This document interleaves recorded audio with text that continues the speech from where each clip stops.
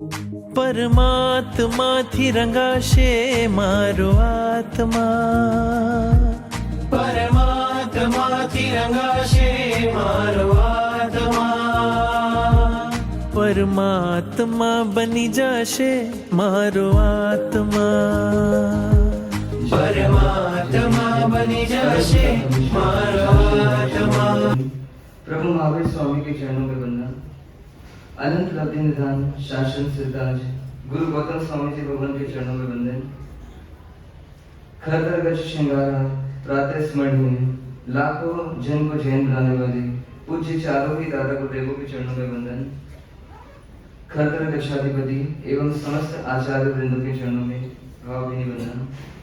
मम जीवन उद्धारक मम जीवन सर्वस्व परम पूज्य परम श्रद्धेय गुरु द्वैत श्री के पावन पुण्य चरणों में अनंत अनंत वंदनाएं। पाठ पर विराजित सरल मना सर्व स्वभावी तपस्वी रत्न पूज्य बड़े नाथ सबको वंदन।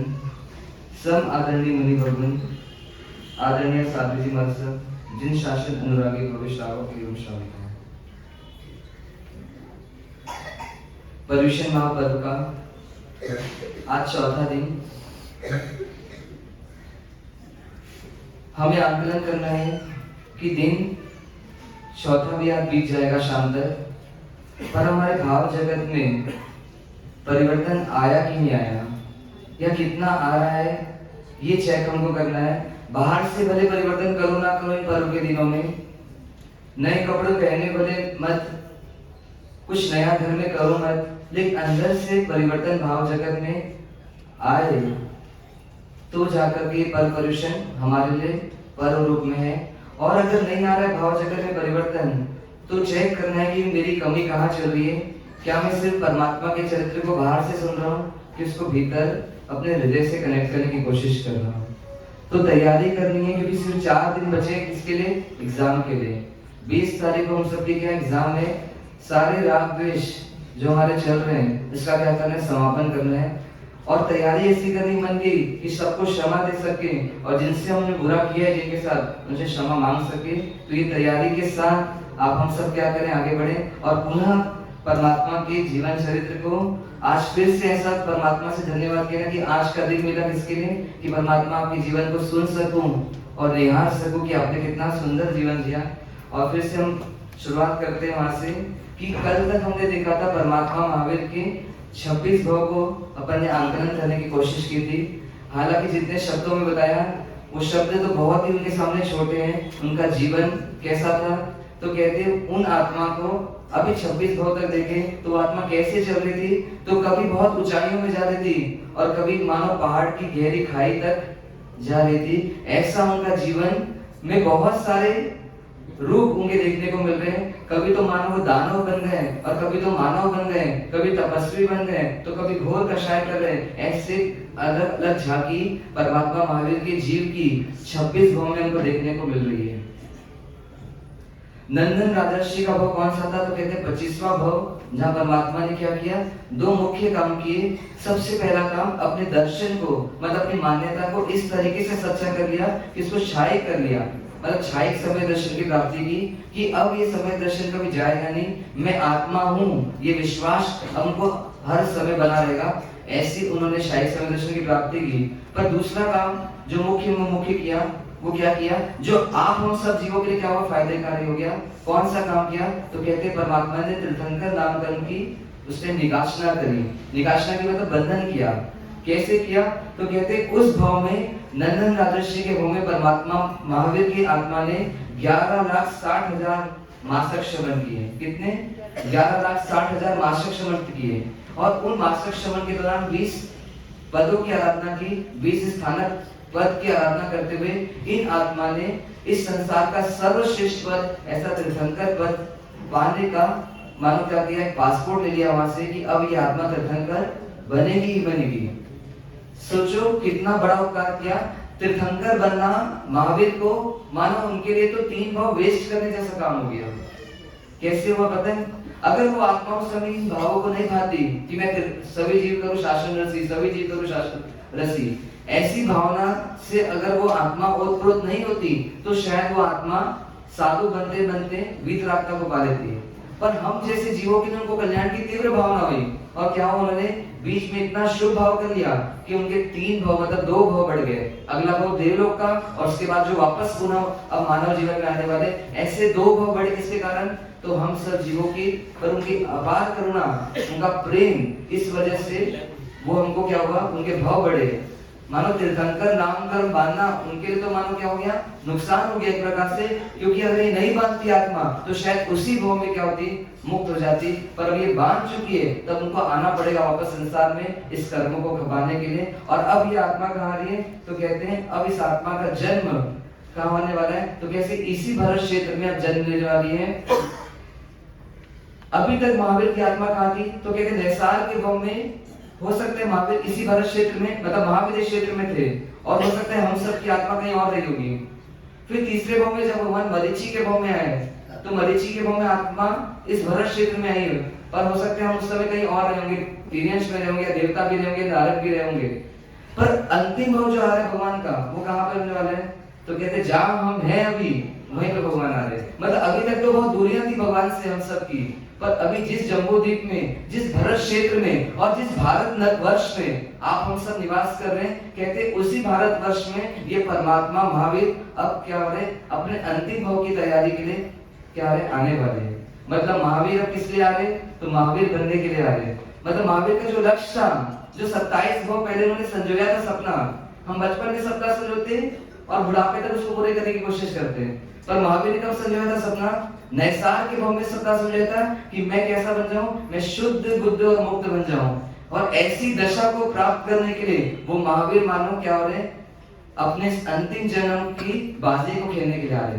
मतलब ये क्या है, जन्म मरण का चक्कर जो चल रहा था, और कई बार ताश के पत्ते बटे, और ऐसे एक एक पत्ते कभी नरक में गए, कभी तीनंश में गए, कभी मानव बने और कभी देवता बने, पर परमात्मा अंतिम बार मानो क्या कर रहे हैं, इस जन्म मरण का खेल खेलने वाले हैं। और इसके बाद वो आत्मा मानो ऐलान कर देगी विश्व को कि अब मैं कभी क्या करूंगा, इस संसार का मुंह नहीं देखूंगा। तो अब भगवान की कथा प्रारंभ करते हैं। एक बार भाव जगत वापस बना दे कि महावीर की उस काल में जाना है जिस काल में परमात्मा का च्यवन होने वाला है इस भारत भूमि में। अब प्रारंभ करेंगे 2 लाइन गुनगुनाते हुए। अत श्री महावीर स्वामी की कथा, अत श्री महावीर स्वामी की कथा, अत श्री महावीर स्वामी की कथा, अत श्री महावीर स्वामी की कथा, महावीर स्वामी की कथा, महावीर स्वामी की कथा। कथा है राज की ये 24वें भगवान की कथा है, राज की ये 24वें भगवान की, विश्व वत्सल मीर की, धीर वीर गंभीर की, विश्व वत्सल मीर की, धीर वीर गंभीर की। आओ हम रस पान करें, आओ हम रस पान करें, निजातम को शुद्ध करें, निजातम को शुद्ध करें। हो हो हो हो श्री महावीर स्वामी की कथा, अत श्री महावीर स्वामी की कथा, महावीर स्वामी की कथा, महावीर स्वामी की कथा। परमात्मा महावीर मानो पूरी तैयारी के साथ अब इस अंतिम भाव के लिए च्यवन कर रहे हैं। परमात्मा का च्यवन जब होता है तो कैसे, तीर्थंकर कभी भी जब आते मनुष्य जीवन में अंतिम बार, तो देवलोक से या नरक गति से ही आते हैं। परमात्मा महावीर देवलोक से आ रहे 20 साल के आयुष्य को पूरा करके। जब परमात्मा आते हैं च्यवन करते हैं माता की कुक्षी में, तो एक समय पहले तक उनको पता रहता है कि मैं कहाँ जाने वाला हूँ।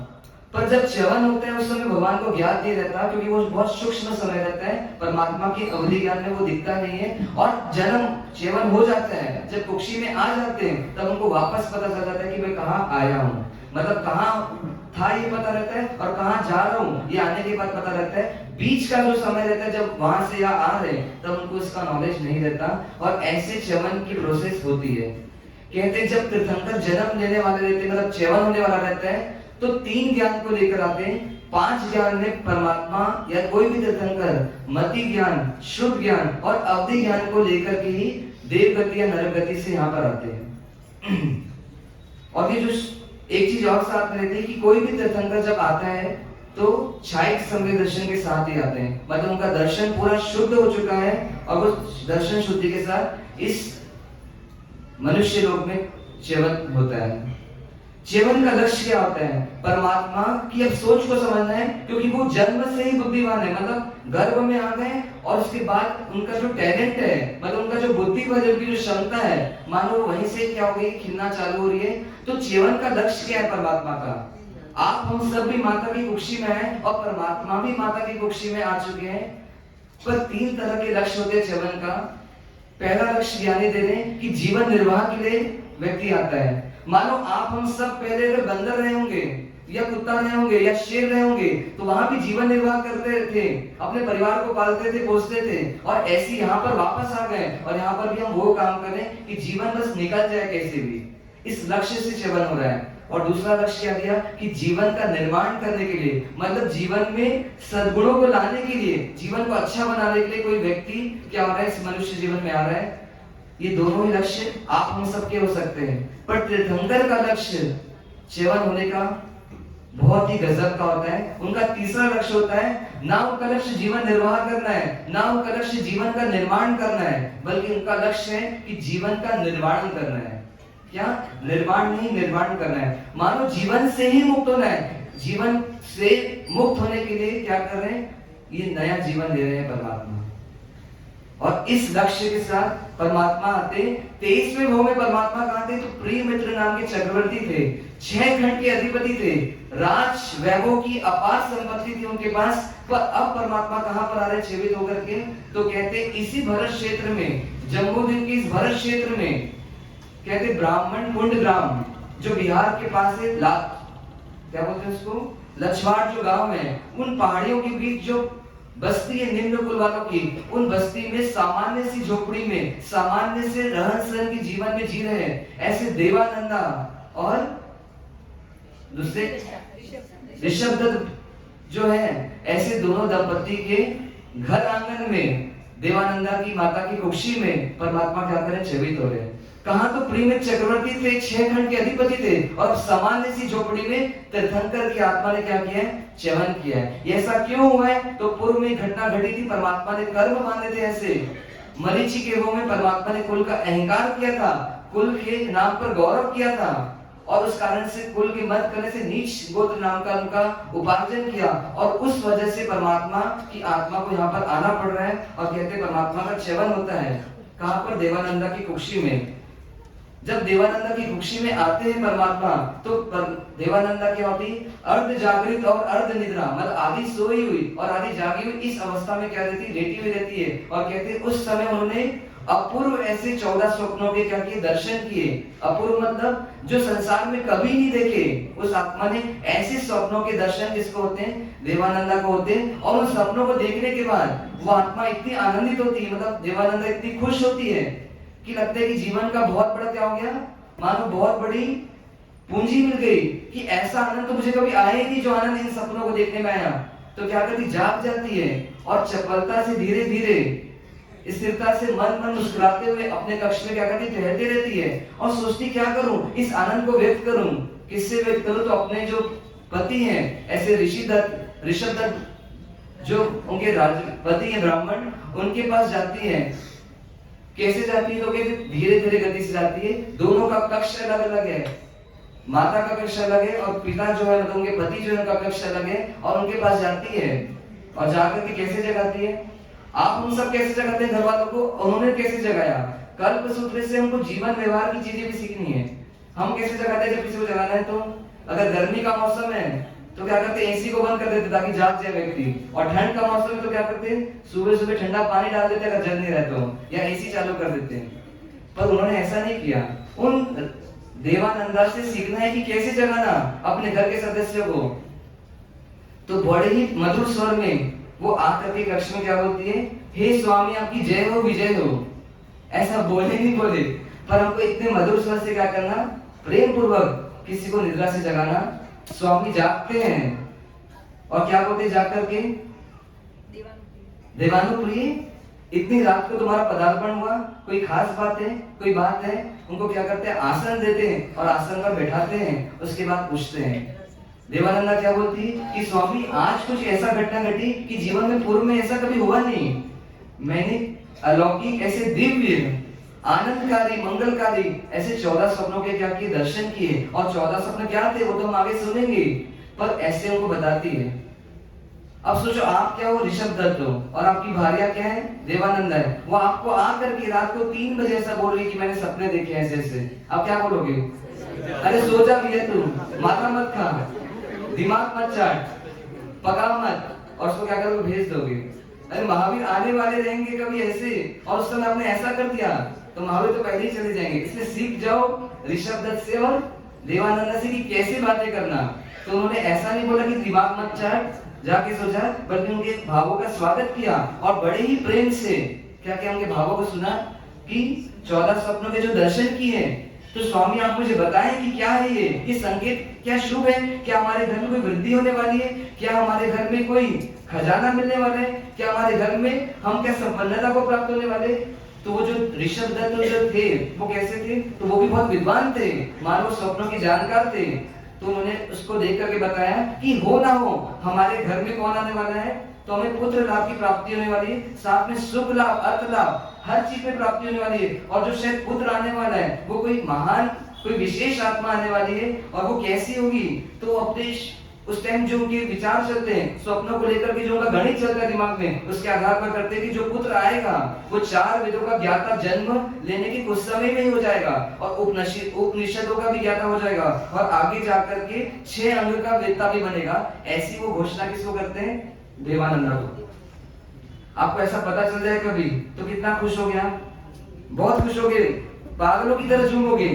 उस देवानंदा की स्थिति कैसी हुई? ऐसी होगी मानो इतनी खुश हुई कि जीवन में कभी तो खाने को भी अच्छा नहीं मिला, और ना जाने ऐसे स्वप्न मुझे कैसे आ गए, मानो पुण्य की लॉटरी खुल रही है। कोई भिखारी को सोने के सल्फे मिल जाए वो कैसा झूमेगा? तो ऐसी उन देवानंदा की स्थिति कैसी हो गई है कि मानो उनको लग रहा है कि जीवन में सबसे बड़ी पूंजी, मानो ये परमात्मा रूपी पूंजी मुझे मिलने वाली है। क्या करना, मुझे उनका स्वागत करना है, मुझे उनको उनका बेसब्री से इंतजार करके स्वागत करना, मतलब इस घर आंगन में उनको लेकर आना है। ऐसी उनको फीलिंग आने लगी कोई महापुरुष मेरे घर आंगन में आने वाला है, ऐसा हमको लग रहा है।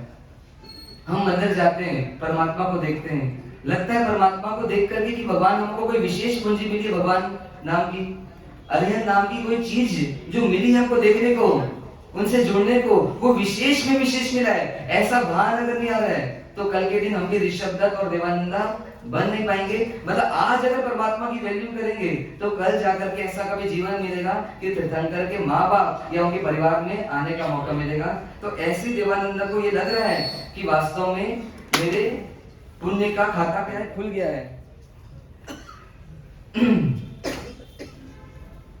इधर देवानंदा और ऋषभ दत्त खुशियां मना रहे हैं। कहते हैं कि देवानंदा इस चीज को बताने के बाद, 14 स्वप्नों को बताने के बाद परमात्मा की या महान आत्मा का इंतजार करते हुए पूरी रात बिताती है। वो सोती क्यों नहीं है? हम परमात्मा से मिलते हैं, हम दिन में भी सो जाते हैं, पर देवानंदा को तो सिर्फ स्वप्न ही आए हैं और वो रात को भी नहीं सो रही है। क्यों नहीं सो रही? क्योंकि इतना आनंद आ रहा है कि अगर सो जाऊंगी तो शायद ये आनंद कहीं चला जाएगा, तो क्या करूं, इस आनंद को सारी रात मनाते रहूं। सो करके निद्रा में तो अनंत काल बिताया, अब परमात्मा जैसी कोई आत्मा, कोई महान व्यक्तित्व आने वाला है, तो क्या करूं, उनकी सोच में, उनके चिंतन कर करके अपने जीवन को क्या करूं, इस रात को निकालूं। तो यहाँ पे क्या संदेश दे रहे हैं कि कभी परमात्मा से जुड़ने का मौका मिले, दिन में या रात में, तो क्या करो, जुड़ जाओ। जब तक नींद ना आए तब तक क्या करो, तो कहते परमात्मा की खूब भक्ति करो। मानो देवानंदा ने क्या किया, उन महापुरुष जैसी कोई आत्मा के लिए ऐसे अपने उधरे के उद्गार को व्यक्त कर करके अपनी रात्रि को क्या किया, व्यतीत किया। अब इधर देवानंदा तो खुश हो रही है, पर क्या इस विश्व में परमात्मा के च्यवन होने से कोई और ऐसा व्यक्ति है क्या जो बहुत खुश हो रहा है, जो बहुत आनंदित है, जिसको इंतजार है परमात्मा के मनुष्य जीवन में आने का? कौन है? इंद्र महाराज। इंद्र महाराज को क्यों इंतजार है? इंद्र को क्या मिलेगा परमात्मा से? देवानंदा को तो पुत्र रूप में मिलेंगे परमात्मा, या आगे अगर कृष्णा माता खुश होगी तो उनको भी कुछ मिलने वाला है, पर इंद्र क्यों खुश हो रहे हैं? अभिषेक का मौका मिलेगा, बस इतनी सी बात है। अरे अभिषेक का मौका तो नंदीश्वर जी ने कई बार जाकर के मिला उनको। तो तीनों लोग को तारने वाले तो आपके लिए भी आ रहे हैं ना, पर आप इतने खुश नहीं हो रहे हो, पर परमात्मा इतने खुश क्यों हो रहे हैं? मतलब इंद्र इतने खुश क्यों हो रहे हैं? उनको तो अपन को भी तो मिला मौका, पर अपन इतने खुश नहीं होते। कल महावीर स्वामी आने वाले, किसको किसको इतनी खुशी हो रही है? आपको लग रहा है कि मेरा बच्चा आने वाला है? किसको लग रहा है ऐसा? मेरे बच्चे का कल बर्थडे है, ऐसी फीलिंग किसी को आ रही है? नहीं आ रही है। मतलब महावीर की वैल्यू आपको नहीं आ रही है, पर उन इंद्र को बेसब्री से इंतजार है परमात्मा के आने का। क्यों इंतजार पता है? समझना। कहते महावीर जो है वो इस जन्म में भगवान बनेंगे, पर जो इंद्र है वो आने वाले समय के भगवान है। मतलब ये इंद्र कौन व्यक्तित्व है? तो कहते अगला ही जन्म इंद्र का कैसा रहेगा? तो कहते वो स्वयं केवल ज्ञान को प्राप्त करने वाले ऐसी आत्मा है वो इंद्र। भगवान महावीर जो काम इस जन्म में करेंगे वही काम इंद्र अगले जन्म में करने वाले, इसलिए उनको इंतजार है भगवान महावीर के आने का। क्यों इंतजार है?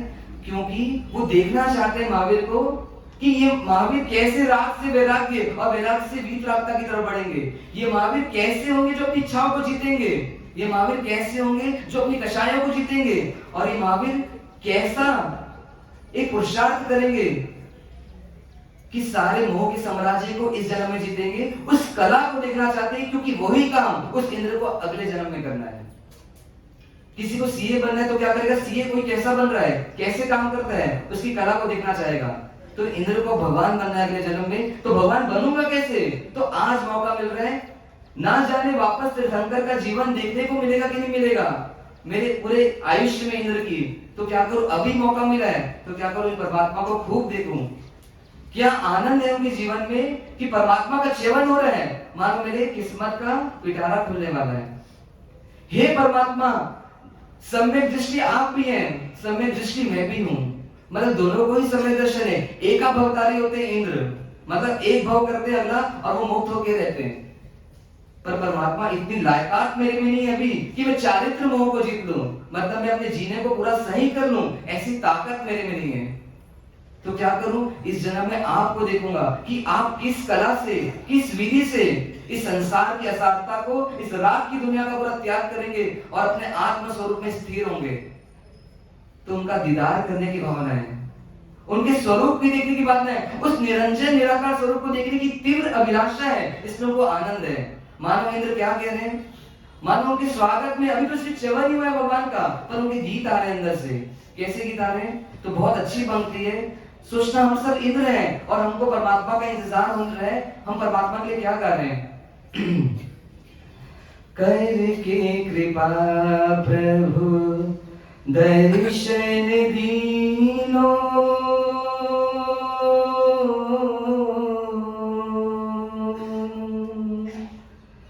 करके कृपा प्रभु दर्शन दीनो, भव की पीड़ मिटाई। मोह निद्रा से जागृत करके, मोह निद्रा से जागृत करके सत्य की बात बताई हो, तन मन हर्ष नमाई हो। आनंद की घड़ी आई सखी रे आज, आनंद की घड़ी आई हो, आनंद की घड़ी आई सखी रे आज, आनंद की घड़ी आई। वो वो इंद्र बोल रहे हैं भगवान से कि परमात्मा आज मुझे इंद्र का पद मिला है, पर अगर नहीं संभला इस जीवन में तो वापस गिरूंगा इस 14 राजलोक की खाई में, तो क्या करूं, संभल जाऊं। पर इतनी ताकत नहीं है संभलने की, तो आपको देख लूं, आपके पूरे जीवन के जीने के तरीके को सीख लूं और क्या करूं, इस जीवन को सार्थक कर लूं। नहीं तो 4 गति खुली है मेरे गोता खाने के लिए, पर अब गिरना नहीं है, अब कोई पद नहीं चाहिए, अब सिर्फ और सिर्फ मुझे परमात्मा ही का पद चाहिए। तो क्या करूं, ऐसे जीवन को पाने के लिए मुझे बेसब्री से इंतजार है कि कब आप जन्म लेंगे, कब आप दीक्षा लेंगे और कैसे इस मोह के साम्राज्य को आप जीतेंगे। उस घड़ी के इंतजार में वो आज इतने खुश हो रहे हैं कि मानो इंद्र का पद भी उनको फीका लग रहा है। और इस वजह से वो इंद्र क्या करते हैं, तो कहते हैं जब च्यवन होता है परमात्मा का, उनको ज्ञात होता है अवधि ज्ञान से कि परमात्मा आ चुके हैं देवानंदा की कुक्षी में, वो 7-8 कदम अपने सिंहासन से नीचे उतर करके जिस दिशा में परमात्मा का च्यवन हुआ है उस दिशा में आगे बढ़ते हैं। 32 लाख विमान के अधिपति है ऐसे इंद्र, कहते 84,000 देवता एक एक दिशा में उनकी सेवा करते हैं। और क्या है, तो कहते वज्र पाणी को हाथ में रखे हुए हैं, कहते उस वज्र का उपयोग करके पूरे संसार में हाहाकार मचा सकते हैं। ऐसे इंद्र भी मानो अपना सारा श्रृंगार, सारी वैभव को त्याग करके परमात्मा का स्तुति करने के लिए क्या है, अपने सिंहासन का भी त्याग करके नतमस्तक हो रहे हैं। तो यहाँ पर शास्त्रकारों को एक सीख दिख रहे हैं कि इंद्र से क्या सीखना। इंद्र का वैभव आपको इसलिए नहीं बता रहे कि आप भी ऐसे वैभववान बनो, ऐसी रिद्धि के स्वामी बनो, पर इसलिए बता रहे कि पुण्य से प्राप्त हुई रिद्धि इंद्र के पास, पर उस इंद्र को उसकी वैल्यू नहीं आ रही। वैल्यू किसकी आ रही है, तो उस जगदीश्वर की वैल्यू आ रही है। सीखना इंद्र से कि क्या करना जीवन में, इंद्र से कुछ सीख सको तो परमात्मा भक्ति सीखना। परमात्मा भक्ति कि एक तरफ रिद्धि है और एक तरफ परमात्मा है। पूरी रिद्धि को छोड़ करके दासानुदास बन करके वो परमात्मा की सेवा करने के लिए तत्पर बनेंगे पूरे साधना काल में। और आज क्या कर रहे हैं, तो आज स्तुति करने के लिए मानो सभी देवी देवता मानो सिंहासन में बैठे हैं और स्वयं इंद्र क्या कर रहे हैं, अपने सिंहासन को छोड़ करके परमात्मा की स्तवना करने के लिए नीचे आ गए। कुंडल उतार दिया है, ऊपर से क्या उतार दिया, मुकुट उतार दिया है, बाजू बंद उतार दिया है और सारा श्रृंगार उतार करके परमात्मा की स्तवना कर रहे हैं। किस स्तोत्र के माध्यम से, तो कहते हैं नमोथुणम जो हम गाते हैं वो नमोथुणम किसके द्वारा रचित है, तो स्वयं स्वधर्मेंद्र इंद्र ने उसकी रचना की है।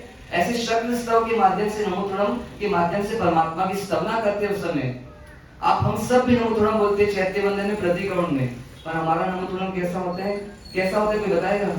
मैं बताऊं कैसा होता है, ऐसे सुस्त बैठे रहते हैं मुंह लटका करके। मानो नमोथुणम मानो परमात्मा के पूरे अनंत गुणों का भंडार है। हरिभद्र सूर्य जी महाराज साहब नमोथुणम करते कई बार तो 3-3, 4-4 घंटे एक नमोथुणम को करने में लगते हैं। और उन्होंने तो एक ग्रंथ भी उस पर लिख दिया, ललित विस्तारा नाम का ग्रंथ है जो परमात्मा के नमोथुणम को लेकर के पूरे ग्रंथ की रचना कर दी। और हम 10-15 सेकंड में परमात्मा का नमोथुणम कर देते, मानो शोक सभा चल रही ऐसे मुंह लटका कर हम करते हैं, क्योंकि परमात्मा का बहुमान नहीं है। हमको परमात्मा के गुण गा रहे, ऐसा लगता नहीं कि उस समय आनंद की अनुभूति हुई। और उस नमोथुणम में डूबने से ये नहीं लगता कि इसमें परमात्मा के ही गुण नहीं है, मेरी आत्मा के भी गुण है, तो मुझे अपना बहुमान नहीं आता, मेरा सम्मान नहीं लगता नमोथुणम बोल करके। पर उस इंद्र से सीखना कि नमोथुणम स्तोत्र की रचना तुरंत के तुरंत कर दी उन्होंने, और ऐसी रचना करके परमात्मा की क्या की, उस समय स्तवना की।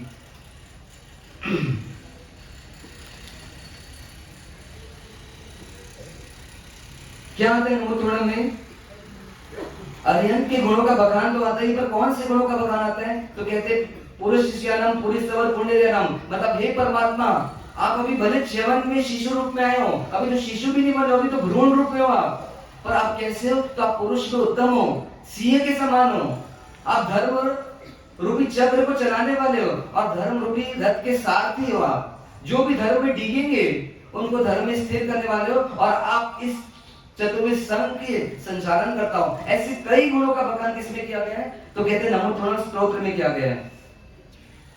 यहाँ पर परमात्मा का एक गुण का बखान शास्त्रकार कर रहे हैं कि परमात्मा कैसे है, तो परमात्मा धर्म रूपी रथ के क्या है, सारथवा है।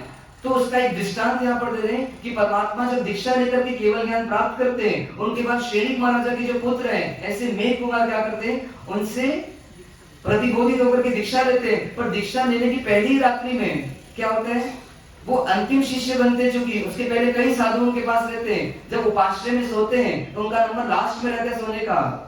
और मुनि भवन रात को जब मात्रा आदि के लिए जाते हैं तो बार बार उनके संथारे के ऊपर से जाते हैं, उनके पैरों की रज लगती है और वो क्या होते हैं, उनको द्वेष आने लगता है कि कहां तो मैं राजा था, राजा के घर में था और मकबरी चद्दरों में सोता था, वहां पे कोई धूल मिट्टी मिलती नहीं थी, और एक एक मुनि क्या कर रहे हैं, या तो मुझे धूल लगा कर जा रहे हैं।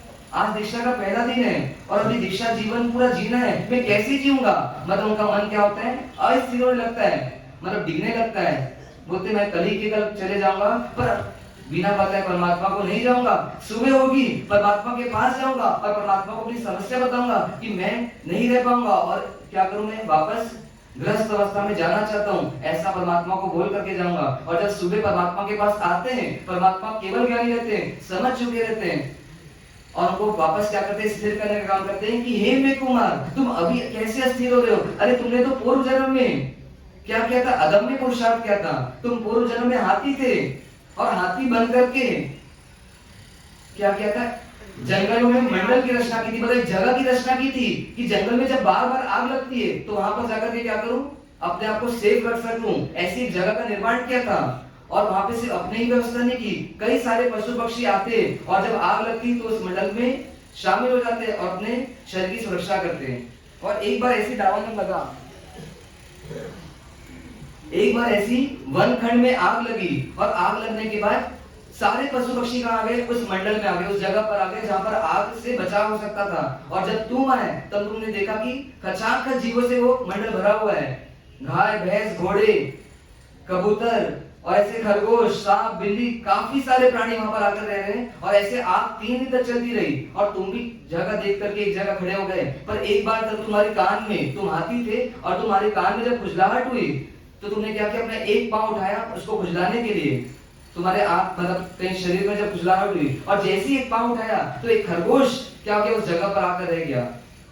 अब तुम्हारे में जीव दया जागी, तुम्हारे में प्रेम भाव जागा कि अगर मैं पैर नीचे रखूंगा तो ये खरगोश का क्या हो जाएगा, अंत हो जाएगा, इसके प्राणांत हो जाएंगे। तो क्या करो, इसकी रक्षा करने के लिए तुम लगातार 3 दिन तक 3 पांव में खड़े रहे और एक पांव को ऊपर रखा। और जब आग शांत हुई और जब जीव वापस सब भागने लगे अपनी अपनी दिशा में, तब तुमने पैर नीचे रखा, तुम्हारा पांव इतना अकड़ गया था कि तुम धम से गिरे और इतनी जोर से गिरने के बाद भारी भरकम शरीर तुम्हारा क्या हुआ, प्राणांत हुआ। और इतनी जीव दया के भाव की थे तो इतना अच्छा जीवन मिला कि तुम श्रेणी महाराजा के कुल में आए और दीक्षा के भाव आए। जब तुम वहां अस्थिर नहीं हुए थे तो आप इतने से परीक्षा से कैसे अस्थिर हो गए। तो ऐसे परमात्मा को पूर्व जन्म की घटना बता करके उनको स्थिर करते हैं, मानव को वापस दीक्षा जीवन में स्थिर करने का काम करते हैं। और उस समय वो मेघ कुमार मुनि क्या करते हैं, निर्णय करते हैं कि पूरे दीक्षा जीवन में इस शरीर के राग के कारण में जो चंचलित हो रहा था, अब पूरे दीक्षा जीवन में कभी भी क्या करूंगा, इस शरीर की शोभा नहीं करूंगा, इस शरीर की केयरिंग नहीं करूंगा, सिर्फ आपके अलावा इस शरीर की कहीं भी केयरिंग नहीं करूंगा। और ऐसा 12 साल उत्कृष्ट साधु जीवन पाल करके कहा जाते हैं, तो कहते हैं वहां से जाने के बाद वो उनका जन्म देवलोक अनंतर विमानवासी देवलोक में उत्पन्न होते हैं। और कहते हैं वहां से वो अगले जन्म में महाविद्य क्षेत्र में जाएंगे, 33 साल लोगों की आयुष्य लेके वहां पे अनंतर विमानवासी देव बने और वहां से अगले जन्म में महाविद्य क्षेत्र जाकर के वो केवल ज्ञान को प्राप्त करेंगे। ऐसे परमात्मा के अनंत गुण हैं, उसमें धर्म सार वह के रूप में परमात्मा को बताया गया। अब यहाँ पर आगे का क्रम बताया जा रहा है कि परमात्मा महावीर का च्यवन होता है। अब यहाँ पर इंद्र क्या कर रहे हैं, तो इंद्र अपना अगला कर्तव्य निभाने के तत्पर हुए। इंद्र स्थापना करने के बाद इंद्र को क्या होता है, एक विकल्प चालू होता है कि ऐसा कैसे हो गया, ना कभी घटने वाली घटना, ना कभी भूत में ऐसी घटना हुई है, ना वर्तमान में होगी और ना भविष्य में ऐसी कभी घटना हुई है कभी कि कोई तीर्थंकर, कोई चक्रवर्ती या कोई बलदेव या कोई वासुदेव कभी भी निम्न कुल में, कभी भी निम्न जाति में क्या करे, जन्म ले। पर ऐसा परमात्मा महावीर की आत्मा के साथ हुआ है कि वो छोटे या हल्के कुल में आए हैं, पर ऐसा होना नहीं था, पर हो गया।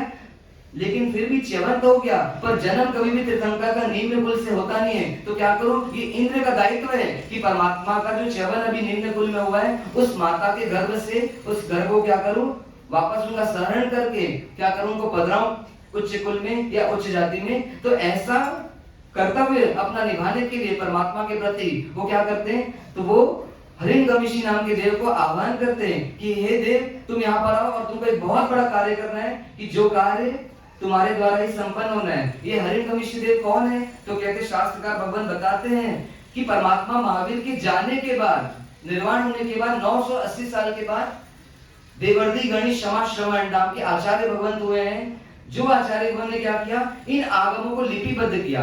पहले आगम सिर्फ सूत्रों में होते थे, परमात्मा के जाने के 980 साल के बाद इन आगमों को लेखन के रूप में लिखा गया।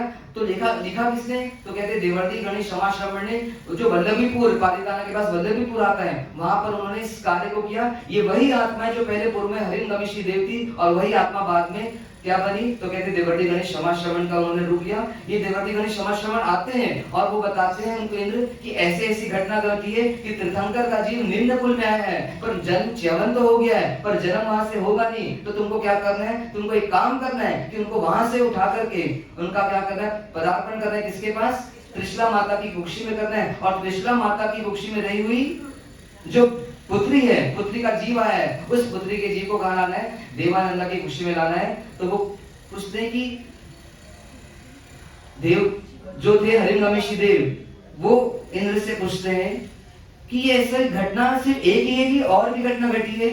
तो कहते अनंत काल की अनंत 24 हो चुकी, पर ऐसी कोई घटना नहीं घटती। पर ये उस सर्पिणी अवसर्पिणी जो अभी चल रहा है, वो हुंडा अवसर्पिणी काल चल रहा है, अत्यंत दुखकारी, अत्यंत भयानक ऐसा अवसर्पिणी काल चल रहा है। और इसमें ऐसी एक नहीं 10-10 घटनाएं ऐसी घटी जो आश्चर्यकारी है, जो एक्सेप्शन है, जिसे कहते हैं अछेरा, मतलब जो कभी नहीं घटती, पर अभी अनंत काल में एक बार ऐसी कभी कभी घटना होती है। तो यहाँ पर हरिणगमिशी देव पूछते हैं कि ऐसी और कौन कौन सी घटनाएं, तो कृपया करके आप मुझे बताएं कि कौन कौन सी घटना और ऐसी हुई है जो कभी होती नहीं, पर कभी कभी कदाच अनंत काल में एक बार ऐसी घटना होती है। तो यहाँ पर अब इंद्र ऐसी 10 घटनाओं का वर्णन कर रहे हैं जो कभी हुए नहीं, पर अभी क्या हुए हैं, मतलब कभी कभी घटने वाली ऐसी घटनाओं का वर्णन कर रहे हैं। तो सबसे पहले अचेरा यहाँ पर बताया जा रहा है कि कोई भी केवल ज्ञानी या कोई भी तीर्थंकर केवल ज्ञान के प्राप्त करने के बाद ऐसा कभी नहीं होता उनके जीवन में कि उनको उपसर्ग आए, मतलब केवल ज्ञान होने के बाद कभी भी उनके शरीर को कोई कष्ट है,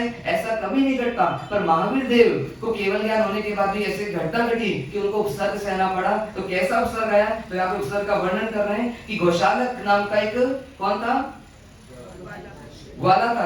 ग्वाला का पुत्र, चूंकि उसका जन्म गौशाला में हुआ था इसलिए उसका नाम गौशालक रख दिए थे माता पिता ने। वो मंकरी और सुभद्रा का पुत्र था। और जन्म होने के बाद जब बड़ा हुआ तो परमात्मा महावीर जब साधना काल में थे, मतलब दीक्षा लेने के बाद जब साधना कर रहे थे, तो वो गौशाला भगवान से जुड़ गया था, मतलब भगवान का शिष्य बोल करके घूमता था। और उसने परमात्मा से क्या की थी? परमात्मा से तेजोरेष्या सीखी थी। तेजोरेष्या की विद्या उन्होंने उनसे सीखी थी। और उसके बाद उस विद्या का दुरुपयोग करके जगह जगह में भारत वर्ष में घूम घूम करके उस विद्या का प्रयोग करते, चमत्कार दिखाते और लोगों को ये बोलते कि मैं क्या हूँ? मैं तीर्थंकर हूँ, मैं जिनेश्वर हूँ। एक तीर्थंकर सिर्फ महावीर तीर्थंकर ही नहीं है, मैं दूसरा तीर्थंकर ऐसा हूँ। ऐसा करके क्या करते हैं? प्रचार करने लगे वो गौशालक। और परमात्मा से जब गौतम आकर के पूछते हैं कि परमात्मा ये तीर्थंकर बोल रहे तो क्या वास्तव में तीर्थंकर है? तो परमात्मा वहां पर सत्य बताते हैं कि ये तीर्थंकर नहीं है, ये गौशालक है। इसने तेजोरेष्या का उपयोग करके लोगों को भ्रमित किया है और अपना तीर्थंकर नाम से प्रचार कर रहा है। और जब लोगों को ये पता चलता है कि महावीर स्वामी इसको गलत ठहरा रहे हैं, तब लोग आकर के गौशाला का विरोध करते हैं। गौशाला को गुस्सा आता है कि ऐसे कैसे मुझे बोल रहे हैं। तो महावीर को आकर के उनकी अवहेलना करने के लिए, उस महावीर को सावधान करने के लिए उनके एक साधु को बोलते कि जाकर अपने महावीर को समझा देना। क्या समझा देना? कि अपनी औकात का ध्यान रखिए कि इस तीर्थंकर को चैलेंज ना करें। मतलब ऐसी वाणी का उपयोग करके उन साधु को बोलते हैं। साधु आते हैं भगवान के पास और साधु परमात्मा को ये सब घटना बताते हैं। और परमात्मा चूंकि केवल ज्ञानी रहते हैं, परमात्मा उन साधु को बोलते हैं कि जाओ गौतम आदि सभी मुनियों को सावधान कर दो कि जब गौशाला यहाँ पर आए में से विवाद करने तो कोई भी उससे वाद विवाद ना करे, सब इधर उधर हो जाए। ऐसा केवल ज्ञान में चूंकि देख रहे थे कि क्या होने वाली घटना, उनको सावधान करते हैं किसको? गौतम आदि मुनियों को। पर जब गौशालक आता है परमात्मा से वाद विवाद करता है, परमात्मा की आशाधना करता है, तो दो मुनिराज रहते हैं जिनका नाम है सुनक्षत्र और सर्वानुभूति, जो परमात्मा के शिष्य रहते हैं। वो परमात्मा की इंसल्ट सह नहीं पाते और आकर के गौशाला का विरोध करते हैं कि तुम कौन होते मेरे परमात्मा के बारे में कुछ बोलने को। और जैसे ही ऐसा बोलते हैं गौशाला क्या करते हैं? उन मुनियों पर तेजोरेष्या छोड़ते हैं। परमात्मा ने सावधान किया था उन मुनियों को, पर वो मुनि सावधान नहीं हो पाए। शिष्य का प्रेम उमड़ पड़ा परमात्मा के प्रति और उन्होंने विरोध किया, और जैसी तेजोरेश्य आती है उनके शरीर में प्रवेश करती है, वो दोनों ही मुनि क्या होते हैं, वहां पे काल दंड को प्राप्त करते हैं, उनकी मृत्यु होती है। और इसके बाद तेजोरेश्य क्या करती है, वो वापस आती है, और जब परमात्मा उसको बोलते हैं कि तुम तीर्थंकर हो नहीं और अपना तीर्थंकर नाम से प्रचार कर रहे हो, तुम बहुत बड़ी गलती कर रहे हो, पर उनको क्या होता है, फिर इतना गुस्सा आता है, और ये गुस्सा इतना बढ़ता है कि स्वयं तीर्थंकर के ऊपर क्या करें, अपना उत्सर्ग करते हैं, और वो तेजोरेश्या जिस गुरु से तेजोरेश्या सीखी थी, मानो उस गुरु के ऊपर क्या करते हैं, तेजोरेश्या का उपयोग करते हैं, और क्या करते हैं, वो तेजोरेश्या छोड़ते हैं। पर तीर्थंकर जैसी आत्मा का कोई नुकसान तो कर सकता नहीं। वो तेजोरेश्या क्या करती, परमात्मा के घूम करके 3 फेरी लगा करके वापस गौशाला के में प्रवेश करती है, और गौशाला का शरीर जलता है, और जल करके वो वहां पे गिरते हैं कुछ समय के लिए, और ऐसे 7 दिन की पीड़ा के बाद उनका देहांत होता है। पर इसके बीच एक मुख्य घटना ये घटती है कि वो गौशाला जो परमात्मा के द्रोही थे, परमात्मा के विद्रोही थे, जब मृत्यु के करीब आते हैं, उनको एक भान हो जाता है, और वो दुनिया को बताते हैं, अपने भक्तों को बताते हैं कि मैं सही नहीं हूँ, ये महावीर सिंह है, मैं तीर्थंकर नहीं हूँ, ये महावीर तीर्थंकर है, वो सही थे, मैं गलत था, ऐसा भान होता है। और कहते हैं उस समय उनको सम्यक दर्शन की प्राप्ति होती है, और उसके बाद उनका जीव यहाँ से मर करके देवलोक में जाता है। तो ऐसा कभी हुआ नहीं कि कोई केवल ज्ञानी के ऊपर उत्सर्ग है, पर ऐसा यहाँ पे घटना घटी। परमात्मा की में तेजोरेश्य का प्रवेश क्यों नहीं हुआ, इसका कोई उत्तर दे पाएगा? अतिशय तो था, पर अतिशय ऐसा क्यों बना? तो कहते हैं यहाँ पे संदेश दे रहे हैं हमको ज्ञानी कि कोई क्रोध में आए तो उसके क्रोध से प्रभाव कब नहीं होगा, अगर अंदर से आत्मा शीतल है, शांत है, तो कितना भी क्रोध का प्रभाव आ जाए, कितनी भी गर्माहट आ जाए, कितना भी तेज सामने वाले का आ जाए, उसका प्रभाव नहीं रहेगा। जबकि परमात्मा वीतरागी बनने के बाद अंदर से इतने शीतल बन गए थे कि वो तेजोरेश्या का भी क्या हुआ, प्रभाव हो नहीं पाया, और तेजोरेश्या स्वयं किसको प्रभावित की, उन गौशाला को प्रभावित की। पर परमात्मा की जो फेरी लगाई थी उसने, तो परमात्मा के शरीर को असाता वैदिक कर्म का वहां पे कुछ समय के लिए उदय आया, और रक्त अतिसार नाम का रोग कुछ समय के लिए परमात्मा को वहां पे होता है कि उनको रक्त की उल्टियां मत दस्त होती है, जिसमें रक्त निकलता है, ऐसा रोग परमात्मा को कुछ समय के लिए होता है। पर धन्य है वो गौशाला, हम परमात्मा के भक्त होकर के रोज पूजा करके भी, परमात्मा के गुण गाकर भी हम समय दृष्टि नहीं बन पा रहे, और ऐसे गौशाला जो परमात्मा से दुश्मनी निभाए, फिर भी अंत समय में जाते जाते मानो ऐसे पासपोर्ट लेकर चले गए कि अब वो भी स्वयं महावीर बन जाएंगे आने वाले समय में। तो ऐसे गौशाला का जीवन हमने देखा। ये पहला अछेरा यहाँ पर इंद्र किसको बता रहे हैं, किसको बता रहे हैं, इंद्र हरिंगमेशी देव को भी बता रहे हैं, आप हम सबको भी बता रहे हैं। तो ऐसा देखना। अब दूसरा अछेरा यहाँ पे बताया जा रहा है कि परमात्मा का गर्भापहरण हुआ। ऐसा कभी नहीं होता कि कोई तीर्थंकर निम्न कुल में आकर के फिर उनका वापस गर्भ का ट्रांसप्लांट हो, ऐसा होता नहीं। मानो ये तो ऐसी घटना हो गई कि परमात्मा ने 2 बार भव लिया, मानव जीवन में 2 बार, एक बार देवानंदा के कुल में और एक बार फिर कृष्णा माता के कुल में। ऐसी कभी कोई घटना घटती नहीं है। और यहाँ पे घटना क्यों घटी, तो इसका उत्तर दे रहे हैं कि परमात्मा ने जो कर्म माना था नीच गोत्र का, इस कारण वहां पे आना पड़ा। पर देवानंदा और त्रिशला के बीच ऐसा क्यों हुआ कि देवानंदा को गर्भ तीर्थंकर की आत्मा को छोड़ना पड़ा और माता त्रिशला को तीर्थंकर की आत्मा मिल गई। तो ऐसा उनका एक कर्म का बना हुआ था कि देवानंदा और त्रिशला माता भी क्या थे, तो पूर्व जन्म में देरानी जेठानी थे। देवानंदा जेठानी थी और त्रिशला माता क्या थी, देरानी थी। ये दोनों के आपस में साथ में रहते थे, पर जेठानी होने के नाते वो खूब मतलब अपना अधिकार जड़ाते, खूब अपना रौब जड़ाते। और एक समय ऐसा है कि उन देवानंदा जो जेठानी के रूप में थे, उन्होंने क्या किया, त्रिशला माता का क्या किया, हार चुराया, और हार चुरा करके उसको बदलवा लिया, तोड़ करके नया बनवा लिया। त्रिशला जो देरानी थी, उनको ये पता चल चुका था, पर फिर भी सौम्यता से व्यवहार किया, कुछ बोला नहीं कभी, क्योंकि जो भी है अपनी जेठानी मेरी दीदी है, चाहे हार मेरे पास है चाहे उनके पास है, कोई दिक्कत नहीं है, सिर्फ सहते रही। पर जब एक समय आया किसका, देवानंदा का, जब मृत्यु के निकट आई, जब परम पर आ गई, तब उन्होंने अपना गुनाह कबूल किया, पर पश्चाताप भी बहुत किया कि देखो इनको पूरा पता था, उसके बाद मेरे को कभी कुछ नहीं बोला, उनके प्रति सद्भावना आई, अहोभाव आया। तो बहुत सारे कर्म तो घिर गए, पर फिर भी कुछ कर्म रह गया। तो हार चुराया था, इसलिए क्या हुआ कि माता के गर्भ से बाद में महावीर की आत्मा का क्या हुआ, गर्भ का हरण हुआ, और वो आत्मा कहाँ गई, त्रिशला माता के कोख में गई। क्योंकि त्रिशला माता ने समता भाव से उस समय सहा था, कुछ विरोध नहीं किया था, द्वेष नहीं लाया था। तो ऐसे पुण्य का उपार्जन हुआ कि वो परमात्मा का गर्भ त्रिशला माता के, परमात्मा की आत्मा त्रिशला माता में ट्रांसफर हुई, और उन माता को गर्भ का मानव के पास से अपहरण हुआ। तो ऐसा ही दूसरा छेरा जो कभी अनंत काल में कभी से ऐसा होता है, हुआ नहीं, पर इस समय ये घटना घटी। तीसरी घटना यहाँ पर बताया जा रहा है कि कोई भी परमात्मा तीर्थंकर जो बनते हैं वो हमेशा पुरुष बने से बनते हैं, स्त्री बने से कोई तीर्थंकर बनता नहीं। पर फिर भी ऐसी घटना घटी कि मल्लिनाथ भगवान जो हुए वो स्त्री पने से तीर्थंकर हुए। क्या सौभाग्यशाली है बद्रीनाथ की आत्मा कि जिस दिन दीक्षा ली कहते उसी दिन शाम को उनको केवल ज्ञान प्रकट हुआ। मतलब 4 घंटे में 5 घंटे में उन्होंने अपनी साधना को पूरी करके उसी दिन केवल ज्ञान को प्राप्त हुआ। पर वो स्त्री पने से तीर्थंकर बने तो ऐसा क्यों हुआ? तो कहते पूर्व में जब महाविद्य क्षेत्र में इनकी आत्मा थी पिछले जन्म में, तो विशोका नाम की नगरी में ये महाबल नाम के राजा थे। इन्होंने 6 मित्र के साथ एक समय के बाद क्या की थी? दीक्षा लेती। मतलब 7 मित्रों ने साथ में दीक्षा अंगीकार की थी। ये सभी साथ में तप करते, कोई भी धार्मिक अनुष्ठान करते तो सब साथ साथ करते। पर एक समय के बाद क्या हुआ? इन बद्रीनाथ की आत्मा को क्या हुआ? एक भाव आया कि क्या करूं मैं, कुछ अलग हटके तप करूं। तो सब 15 दिन का तप करते, तो इस तप को ये आगे बढ़ाने की सोचते, पर क्या करूं? तो झूठ बोलना पड़ेगा। तो झूठ बोलने के लिए क्या बोलते कि मेरा सिर का दर्द हो रहा है, तो क्या करूंगा मैं आज पारणा नहीं करूंगा, तुम सब पारणा कर लो, मैं 2-4 दिन रुक करके पारणा करूंगा। और ऐसे करके अपना तप को आगे बढ़ाते। माया का भाव आपके और हमारे जैसा नहीं था, उनका बहुत लाइट, कम पे कम माया का भाव था, पर उस माया ने भी उनको छोड़ा नहीं। और ऐसे करके क्या हुआ? आयुष्य जीवन भर ऐसी माया करते रहे, हर अनुष्ठान अपने आप को आगे करने के लिए कि मैं अलग हटके धर्म करता हूं, ये बताने के उन्होंने थोड़ी माया करते रहे। और उसके कारण क्या उनको स्त्री बने में अवतार मिला। तीर्थंकर तो बन गए पर स्त्री बने से बने, और अगले जन्म में वापस इन 6 का संयोग हुआ। पर मल्लिनाथ जागृत थे क्योंकि अवधि ज्ञान प्रकट था। तो मेरे पूर्व के मित्र जो थे वो राजा थे और ये स्त्री थे।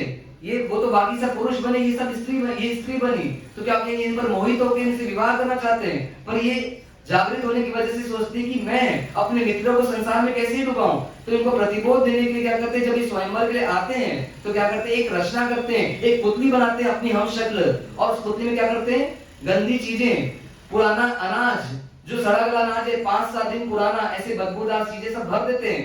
और उन 5 जो 6 उनके मित्र थे जो राजा रूप में, उनको दिखाते हैं और बोलते कि तुम्हें क्या दिख रही है? तो बोले बहुत सुंदर पुतली दिख रही है। और उसका जब ढक्कन खोलते हैं तो उसकी दुर्गंध फैलती है। तुमको सबको क्या होती है? चिढ़ मचती है। तुमको उस समय प्रतिबोध देते हैं कि तुम मुझ पर मोहित हो रहे हो, पर मैं भी कैसी हूँ? तो मेरा अंदर में जो पूरा जो भरा हुआ है, मानो क्या वो सड़ा गला पदार्थ है, इस शरीर पे राग करके तुम अशुचि से राग कर रहे हो। और उस समय वो सावधान होते हैं और ये 6 के 6 वापस क्या होते हैं? दीक्षा लेते हैं। पर ऐसा कभी हुआ नहीं था। पर माया के कारण क्या हुआ? तीर्थंकर बने तो सही, पर स्त्री बने से बने। और जब तीर्थंकर बनने के बाद मल्लिनाथ की जब सभा लगती थी समशरण में, तो उस समय स्त्री आगे बैठते थे और पुरुष क्या बैठते थे? पीछे बैठते थे। तो ऐसी एक घटना घटी कि तीर्थंकर बने, पर तीर्थंकर कभी भी पुरुष ही होते हैं। पर यहाँ पर बल्ली कुमारी का जन्म स्त्री बने से हुआ। तो ऐसा ही तीसरा अक्षरा यहाँ पर बताया गया। अब चौथा अक्षरा आ रहा है, परमात्मा महावीर या कोई भी तीर्थंकर दीक्षा लेने के बाद जब केवल ज्ञान प्राप्त करते हैं, और केवल ज्ञान के बाद जब पहला ही समोशन लगता है, तो परमात्मा की किसी भी परमात्मा की देशना खा लेने जाती। मतलब आज दुकान खुली है तो आज ही क्या होता है? माल बिक जाता है उनका। हम कितने दिन से दुकान खोल के बैठे यहाँ पे? 50 दिन होने आ रहे हैं, पर हमारा कोई माल थोड़ा थोड़ा बिकता है, कभी कभी चिल्लर के रेंज में, होलसेल नहीं बिकता। पर हर तीर्थंकर की आत्मा कैसी होती है? जब उनका समोशन लगता है तो उन पर कोई ना कोई व्रत लेने वाला, सर्ववृत्ति धर्म को लेने वाला या श्रावक व्रत को लेने वाला होता ही है। पर महावीर स्वामी चूंकि रिजु बालिका नदी के तट पर उन्होंने केवल ज्ञान प्राप्त किया था, उस समय कोई वहां पे मनुष्य था नहीं, और देवों ने समोशन की रचना भी की थी केवल ज्ञान के बाद। रात्रि में केवल ज्ञान हुआ था, रात के समय अंधेरे होने के समय। पर परमात्मा जान चुकी कि आज कोई व्रत लेगा नहीं, पर चूंकि एक औचित्य है, कोई एक व्यवहार है, तो कुछ समय के लिए देशना दी, और वो देशना कुछ समय के बाद बंद हो गई। पर उसी रात को परमात्मा ने विहार करके पावापुरी पहुंचे। कहते एक ही रात में परमात्मा ने 250 किलोमीटर विहार करके पावापुरी पहुंचे, क्योंकि दूसरे दिन शासन की स्थापना करनी थी, गौतम को दीक्षा देनी थी, इसलिए ऐसा हुआ। तो यहाँ पर एक अछेरा हुआ कि तीर्थंकर की देशना कभी निष्फल जाती नहीं, पर महावीर स्वामी की प्रथम देशना क्या हुई? निष्फल की मतलब फेल हो गई। क्यों हुआ ऐसा? तो यहाँ पर भी एक कर्म का उदय है। चूंकि परमात्मा ने उस सूत्र प्ररूपणा की थी। कौन सी सूत्र प्ररूपणा की थी? मरीचि के भाव में बोला था कि मेरे पास भी धर्म है और आदिनाथ के पास भी धर्म है। मतलब अपने आप को सही ठहराया था। जिन शासन को गलत ठहरा दिया उस समय, तो क्या हुआ? इस समय परमात्मा की बात को सुनने वाला कोई मिला नहीं, और उस समय उनकी देशना निष्फल गई। ऐसा ये चौथा अचेरा हुआ। फिर 5वां अचेरा बता रहे हैं। कौन सा है 5वां अचेरा? याद नहीं आपको? इतना मेहनत से सुना के भूल जाओगे आप तो। हाँ, 2 वासुदेव का आपस में मिलना, ये इतनी बड़ी घटना है क्या? अरे आज के जमाने में 2 भाई भी नहीं मिलते, 2 राष्ट्रपति भी आपस में मिलते नहीं आसानी से। तो वहां पे ये बताया जा रहा है कि 2 वासुदेव कभी भी मिलते नहीं है। अगर एक साथ जन्म हो भी गए इस भारत क्षेत्र में, तो भी उनका आपस में कभी मिलन नहीं होता। पर ऐसी घटना घटी कि 2 वासुदेव का मिलन हुआ। तो ये घटना कैसे घटी? तो यहाँ पर बता रहे हैं चौथा अचेरा, 5वां अचेरा। द्रौपदी कौन थी? द्रौपदी 5 पांडव की जो श्राविका थी। ये द्रौपदी पिछले वो में नाक्षी थी, जो तुम्बा पे रहती किसको? धर्म रुचि अंगार को, और जिसकी वजह से उन्होंने अनेक बार तिर्यंश और नरक की आयुष्य का भोग किया था। और उसके बाद सुकुमालिका नाम की पुत्री के रूप में मनुष्य जीवन में जन्म लिया। पर वहां पर जब उनका विवाह हुआ तो उनके शरीर में इतनी कुछ बीमारी थी कि जो पति था उनसे उसको क्या हुआ, एक दाह नाम का रोग हो गया, और पति क्या हो गया, समाप्त हो जाता है। और उसने शामिल मृत्यु नहीं होती, जिससे शादी होती है वो पति क्या होता है, उनको कुछ समय के बाद छोड़ देता है, क्योंकि उनकी बीमारी का असर उनके जीवन में भी आने लगता है। और ऐसे फिर दूसरी बार एक छोटे किसी व्यक्ति से, निम्न जाति के व्यक्ति से उनका विवाह किया जाता है, और उस समय भी क्या होता है, उस पति को फिर बीमारी लगती है, और ऐसे करके वापस उनकी शादी टूट जाती। मतलब शादी का जीवन उनके जीवन में लंबे समय तक टिकता नहीं है, पर ऐसे करके वो अपने इस जीवन से परेशान होकर के वैराग्यवासित होती है, और उस समय वो दीक्षा लेती है, और दीक्षा लेने के बाद जीवन जीती है। तो एक समय विहार करते हुए गणिकाओं को देखती, मतलब वेश्याओं को देखती कि वो कुछ पुरुषों के साथ क्या कर रही है, क्रीड़ा कर रही है, और उनको उस समय भाव जागृत होते हैं कि मेरे जीवन में भी ऐसा सुंदर संयोग बने, मैं भी संसार के सुखों का भोग करूं। और ऐसी भावना भाती है, और वो भावना क्या थी, अगले जन्म में पूरी होती है कि अर्जुन राधा वेद को साथ करके उनका वर्ण करने आते हैं, पर माला अर्जुन में डालती है, तो पांचों ही पांडव में वो माला क्या थी, चली जाती है। मतलब 5 पति वाली वो द्रौपदी बनती है, पर फिर भी द्रौपदी को क्या बोला, सती बोला। ऐसे कैसे बोल दिया, किसी के एक पति से ज्यादा पति, उसको सती कैसे बोला? हाँ, तो ऐसा उनका नियम था मतलब उनके जीवन में मर्यादा थी, ब्रह्मचर्य का पालन इतना जबरदस्त था कि किसी एक पति के साथ रहेंगे तो दूसरे 4 पति के साथ भाव भी उनको नहीं आते। और ये तो बात ठीक है, कहते हैं वो द्रौपदी सम्यक दृष्टि थी, और सम्यक दृष्टि के होने की वजह से देव गुरु धर्म के प्रति अनुराग इतना जबरदस्त था कि सांसारिक सुखों के प्रति उनकी कांक्षा वांछा बहुत कम थी, इसलिए उनको बोला सती। और एक बार द्रौपदी के जीवन में कौन आते, कहते नारद जी का आना होता है, और नारद जी आते हैं पांडवों से, कुंती से और कृष्ण जी से मिलकर के द्रौपदी से मिलने आते हैं। तो द्रौपदी अपने आसन पर बैठी रहती है, वो उनको खड़े होकर उनका स्वागत नहीं करती। कोई हमारा स्वागत नहीं करे, बैठे रहते, उनको कैसा लगेगा, बहुत बुरा लगेगा। तो ऐसी नारद जी क्या मानते हैं, बुरा मान जाते हैं वहां पर, और वो बुरा मान करके सोचते हैं कि द्रौपदी अपने आप को बहुत क्या समझ रही है, होशियार समझ रही है, इसको मजा चकाना होगा। द्रौपदी वहां खड़ी क्यों नहीं होती है, क्योंकि द्रौपदी जानती कि नारद कैसे अव्रती है, मैं अव्रती का बहुमान नहीं करूंगी, इस वजह से खड़ी नहीं होती, और उनको अपमान महसूस होता है। और नारद जी उससे अपने इस अपमान का बदला लेने के लिए एक क्या करते हैं, एक योजना बनाते हैं। क्या योजना बनाते हैं कि वो वापस कहां जाते हैं, तो कहते हैं कि इसी धात्विक खंड के पूर्व भारत में अमरकंका नाम की नगरी रहती है, वहां पे कपिल वासुदेव का क्या चलता है, राज्य चलता है, और उनके अधीन एक राजा है जिनका नाम है पद्मनाभ राजा।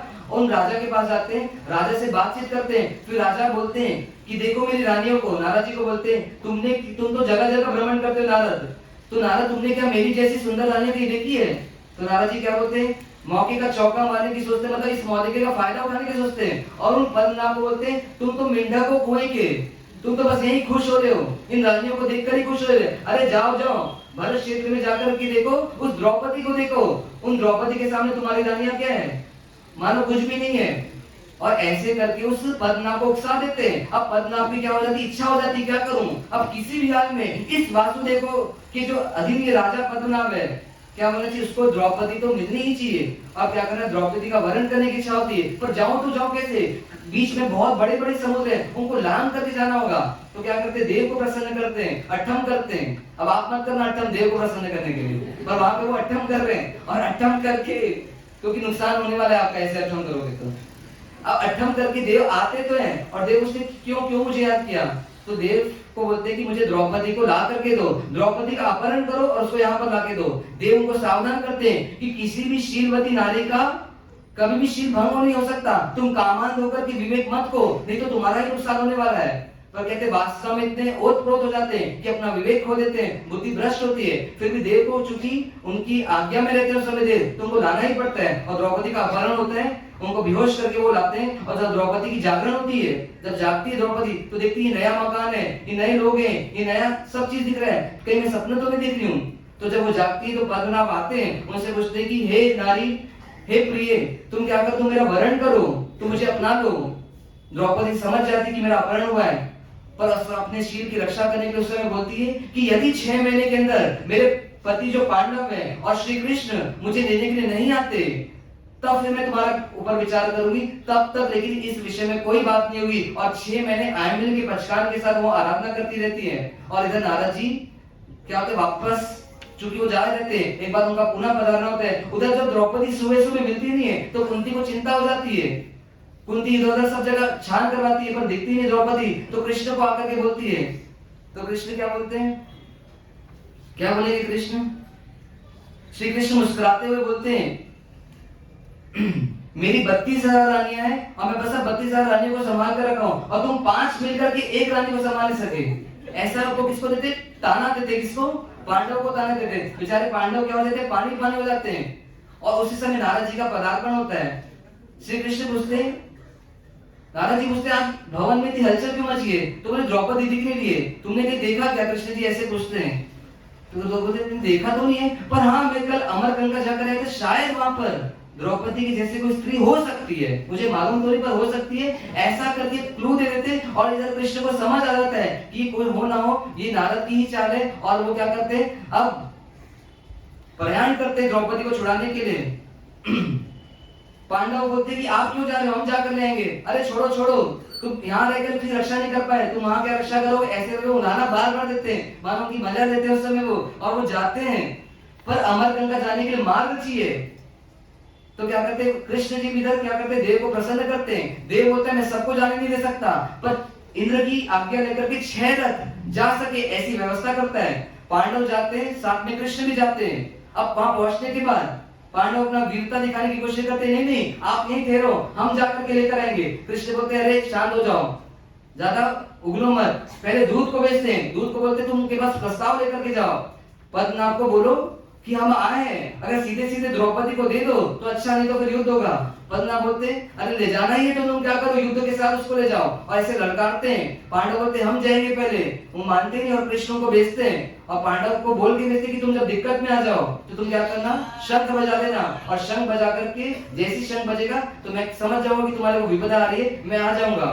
और पांडव क्या होते हैं, 5 पांडव मिलकर भी उस पद्मनाभ को हरा नहीं पाते। उस समय कृष्ण को आना पड़ता है और कृष्ण ऐसा रौद्र रूप लेकर के आते हैं, मानो इतने क्रोधित होकर के आते हैं। उन वासुदेव के सामने पद्मनाभ की चलती नहीं, पद्मनाभ डर जाते हैं। अब अपनी जान बचाने के पास किसके पास जाते हैं?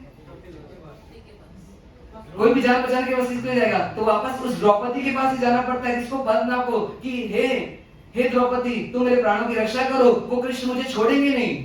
द्रौपदी बोलती सिर्फ एक ही सहारा है, तुम क्या करो स्त्री का वस्त्र पहन लो और अपने मुख पर क्या करो, तृण मतलब घास रख लो और कृष्ण की चरण में चले जाओ, तो कृष्ण तुम्हारे अभी क्या कर देंगे, माफ कर देंगे। और ऐसा ही होता है, कृष्ण को माफ कर देते हैं और सलाह देते हैं कि आइंदा से ऐसा पाप कभी करना मत। और जब द्रौपदी को लेकर के प्रस्थान करते हैं, तो जब वापस प्रस्थान करते समुद्र के तट पर आते हैं तो शंख बजा करके क्या करते थे, जीत का ऐलान करते हैं। और इधर जो कपिल वासुदेव थे वो समोशरण में बैठे थे। किसके समोशरण में बैठे थे? तो एक तीर्थंकर के समोशरण में बैठे थे।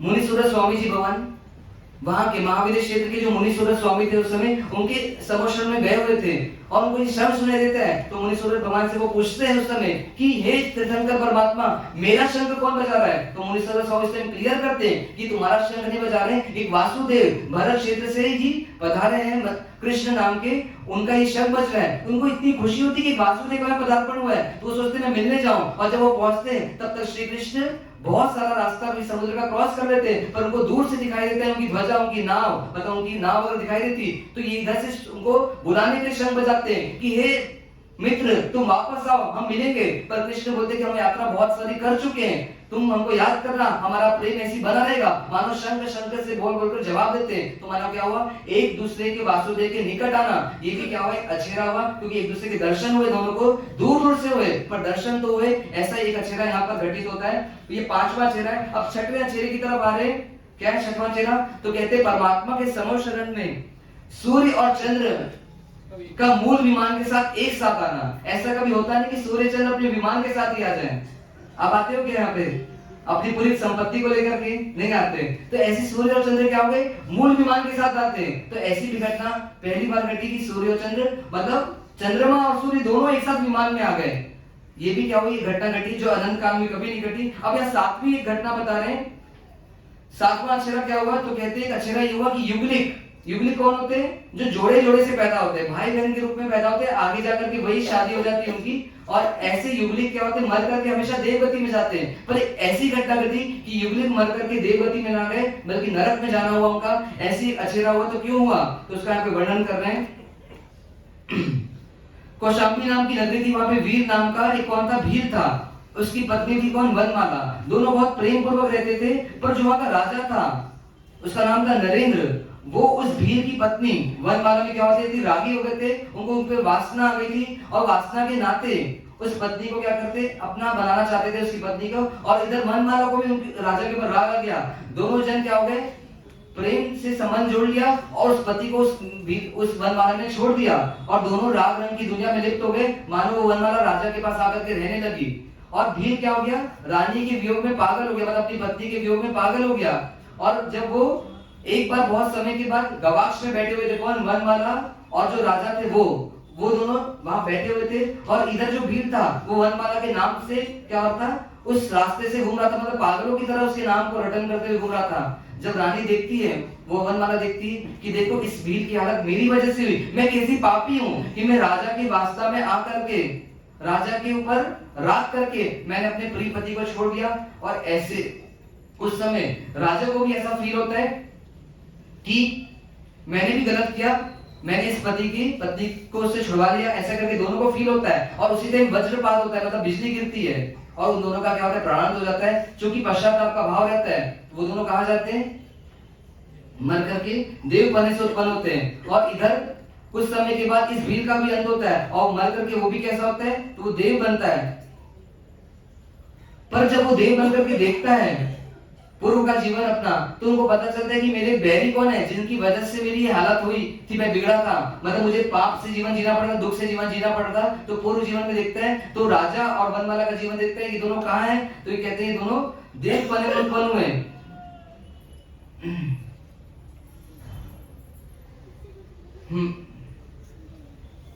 ऐसा सोच करके क्या करते हैं? उनको वहां से उठा करके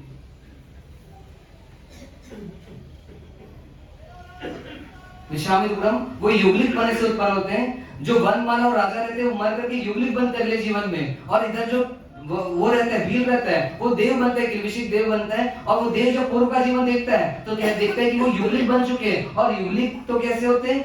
मर करके देव बनेंगे। पर ये मेरे बैरी, इन्होंने मुझे बहुत नुकसान किया है, तो इनको मैं देव का सुख कैसे दूं? तो उनको क्या करता है? वहां से च्युत करने के लिए कि ये देवगति में ना जाए, उन युगलिक को उठा करके क्या करता है? एक दूसरी नगरी में ले जाता है जिसका नाम है चंड कीर्ति, राजा की नगरी, चंपा नगरी, जहां पर राजा चूंकि अब मर चुके रहते हैं और उनको नए राजा की तलाश रहती है। तो वो देवता जो रहता है वहां के लोगों को बोलते हैं कि ये दोनों युगलिक जो मैं लेकर आया हूँ, इनको क्या करो? इनको अपना राजा रानी बनाओ और इनको आहार में आप खूब मांस खिलाओ, फलों के साथ मिला मिला करके मांस खिलाओ, ताकि ये मांस खाएंगे।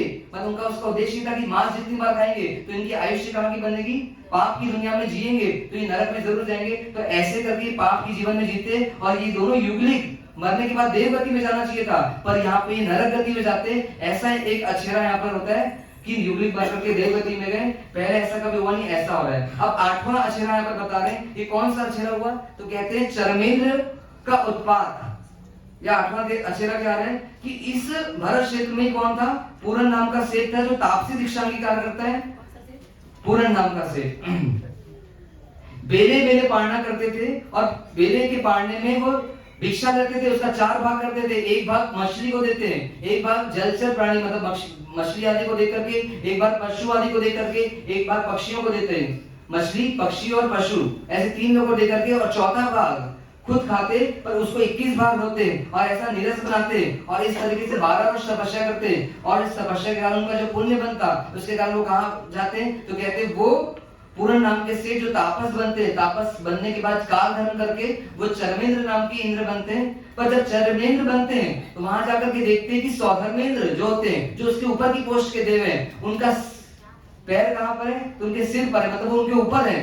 उनके मानो कौन है? वो बॉस है। उनको सहन नहीं होता, ईगो आता है, अरे ऐसे कैसे हो गया? मैं खुद इंद्र हूं, मेरे अधीन में कई सारे देव हैं, ये ऊपर मेरे पर कौन राज कर रहा है? तो वहां जो देव ऑलरेडी बोलते हैं वो उनको बोलते हैं कि आप ऐसा मत सोचो, ये तो परंपरा ही ऐसी कि हर चर्मेंद्र के ऊपर सौधर्मेंद्र क्या करते हैं, अपना अधिकार जमाते ही हैं। इसमें आपको ईगो लाने की जरूरत नहीं है, इसमें मान कषाय करने की जरूरत नहीं है, पर उनसे सहन नहीं होता। वो चर्मेंद्र क्या करने की कोशिश करते हैं कि मैं युद्ध करूंगा और सौधर्मेंद्र को हराऊंगा। ये अछेरा होने जा रहा है कि कभी भी चर्मेंद्र सौधर्मेंद्र से लड़ने नहीं जाते। मानो यहाँ पे क्या हो रहा है, एक छोटा व्यक्ति एक बड़े व्यक्ति से लड़ने जा रहा है और ऐसा उत्साह से लड़ने जाते, इधर वो कुल्हाड़ी उठाकर के उनको मारने के लिए जाते, उधर सौधर्मेंद्र को पता चला कि चर्मेंद्र मुझसे लड़ने को आ रहा है, तो उनको भी क्या इसको इसकी औकात दिखा दूं। उधर वो वज्र लेकर के चलते हैं और वज्र फेंकते हैं। चर्मेंद्र को भान आ जाता है कि ये वज्र का प्रहार तो कोई भी सह नहीं सकता है, इससे अगर मेरा प्रहार हुआ तो मैं मृत्यु को प्राप्त करके ही रहूंगा। ऐसी उनको कल्पना आती, भय आता है, वो भागते हैं। उधर वज्र भी क्या होता है, पीछे से भागता है। अब क्या करते हैं, बचने के लिए जब वो धरती की तरफ बढ़ते रहते हैं, घूमते घूमते महावीर स्वामी की आत्मा दिख जाती है उनको, वो ध्यान में खड़े रहते हैं। और जब चर्मेंद्र आकर के अपना शरीर छोटा करके परमात्मा महावीर के चरणों के पास क्या होते हैं, खड़े हो जाते हैं और वज्र आकर के रुक जाता है। जब अवधि ज्ञान से इंद्र देखते कि वज्र रुका क्यों है, तो देखते कि एक महात्मा महावीर क्या वहां ध्यानस्थ खड़े हैं, तो ये वज्र उनका कुछ कर मत दे, इसलिए पुनः वहां पर जाते हैं और देखते हैं कि ये चर्मेंद्र तो परमात्मा की शरण लिए, तो ये मेरा साधर्मिक है, अपना द्वेष भूल जाते हैं और ये भी उनसे अपना द्वेष मिटाते हैं और आपस में जो बैर चलता है कुछ समय के लिए वो समाप्त हो जाता है। पर यहाँ पे एक अछेरा होता है कि चर्मेंद्र कभी भी सौधर्मेंद्र से लड़ाई करने जाते नहीं है, पर चूंकि यहाँ पे इस चर्मेंद्र को क्या हो गया, मान कषाय आ गई कि मेरे पर अधिकार कैसे जा सौधर्मेंद्र, तो उनसे लड़ने के लिए गए। ऐसा ये 8वां अछेरा हुआ। इसके बाद 9वां अछेरा बता रहे, 9वां अछेरा ये है कि एक साथ 500 हाइट, 500 धनुष की हाइट के व्यक्ति का एक साथ 500 लोगों का, मैं छाप रहा हूं 108 लोगों का एक साथ मोक्ष का होना। कौन कौन 108 लोग मोक्ष हुए थे एक साथ? आदिनाथ जी, भरत जी, ऋषभ देव और परमात्मा ऋषभ देव के 99 पुत्र और भरत के 8 पुत्र, ऐसे कुल मिलाकर 108 लोगों का मोक्ष। 500 हाइट के थे, 500 धनुष की हाइट के थे इनकी काया और इनका एक साथ मोक्ष हुआ। ये भी एक अचेरा हो कि ऐसा कभी हुआ नहीं कि इतनी ऊंचाई के लोगों का मोक्ष गमन एक साथ कभी हुआ हो। 108 लोग एक साथ एकदम उत्तम समय में मोक्ष को सिधारते हैं, तो ये 9वां अछेरा होता है। और 10वां अछेरा ये होता है कि 9वें तीर्थंकर जो सुविधिनाथ भगवान थे, उनके मोक्ष पधारने के बाद लंबे समय तक साधु धर्म का विच्छेद होता है। मतलब लोग साधुओं की पूजा नहीं करके असंयमों की पूजा करते, क्योंकि कोई साधु दिखता नहीं, तो उस समय जो बाबा फकीर दिखते, जो ढोंगी रहते, उन्हीं की पूजा होने लगती है। तो कहते हैं स्वीदिनाथ और शीतलनाथ परमात्मा के बीच के काल में ये जैन साधुचर्या का लोप हो चुका था लंबे काल के लिए। उस समय जिन धर्म की अप्रभावना हुई, बहुत समय के लिए जिन धर्म का लोप हुआ। तो ऐसा भी एक अचेरा हो, नॉर्मली कोई भी तीर्थंकर के बीच में ऐसा होता नहीं, कभी कोई बनाव नहीं बनता कि तीर्थंकर के बाद उनका शासन चला ना हो। जैसे पार्श्वनाथ भगवान गए तो उनके साधु थे, फिर महावीर स्वामी आ गए, फिर महावीर स्वामी के साथ हो गए, मतलब कड़ी चलती रहती है। पर स्वीदिनाथ भगवान और शीतलनाथ परमात्मा के बीच के शासन में ऐसा हुआ कि जैन साधु जीवन का क्या हुआ था, लोप हो चुका था, मतलब उनकी अप्रभावना होने लगी। ऐसा ये 10वां अछेरा हुआ। अब इस 10 अछेरे का वर्णन के बाद परमात्मा इंद्र क्या कर रहे हैं, हरिंद्रवंशी देव को निवेदन कर रहे हैं कि तुम जल्द से जल्द क्या करो, त्रिशला माता की कुक्षी का गर्भ क्या करो, देवानंदा के गर्भ में लेकर आओ और देवानंदा माता की गर्भ को क्या करो, त्रिशला माता की कुक्षी में पधराओ। ऐसा निवेदन किसको कर रहे हैं, हरिंद्रवंशी देव को। वो जो आज्ञा बोल करके जाते हैं, तीव्र गति से जाते हैं और देवानंदा को निद्रा अस्वाभिनी निद्रा देते हैं, मतलब उनको बेहोश करते कुछ समय के लिए एनेस्थीसिया दे करके, और उसके बाद उनको बेहोशी की हालत में वहां से गर्भ को उठा करके माता त्रिशला के गर्भ में लाते हैं और इधर उनका गर्भ वहां पे शिफ्ट करते हैं। अब माता त्रिशला के में जब गर्भ आता है, उधर देवानंदा माता के गर्भ सब जाता है, तो उनको ये फील होता है कि मानो त्रिशला माता ने मेरे गर्भ का हरण कर लिया, मेरे 14 सपनों को चुरा लिया है, ऐसा उनको फील होना चालू होता है। पर उस टाइम शंका ही रहती है, समाधान होता है कि नहीं होता मालूम नहीं, पर उनको एक बार शंका हो जाती है कि मेरे गर्भ का क्या हुआ है, हरण हुआ है और मेरा जो उत्तम गर्भ था वो शायद कहीं जा चुका है। और जैसे त्रिशला माता के गर्भ में भगवान आते हैं तो उस टाइम क्या घटना घटती है कि माता को 14 सपनों का दृश्य दिखता है, मतलब 14 सपनों के दर्शन होते हैं। कहते देवानंदा की कुक्षी में परमात्मा कितने दिन रहे, तो कहते 82.5 दिन रहे, मतलब 83 दिन के आसपास परमात्मा वहां पर रहे, देवानंदा की कुक्षी में रहे हैं।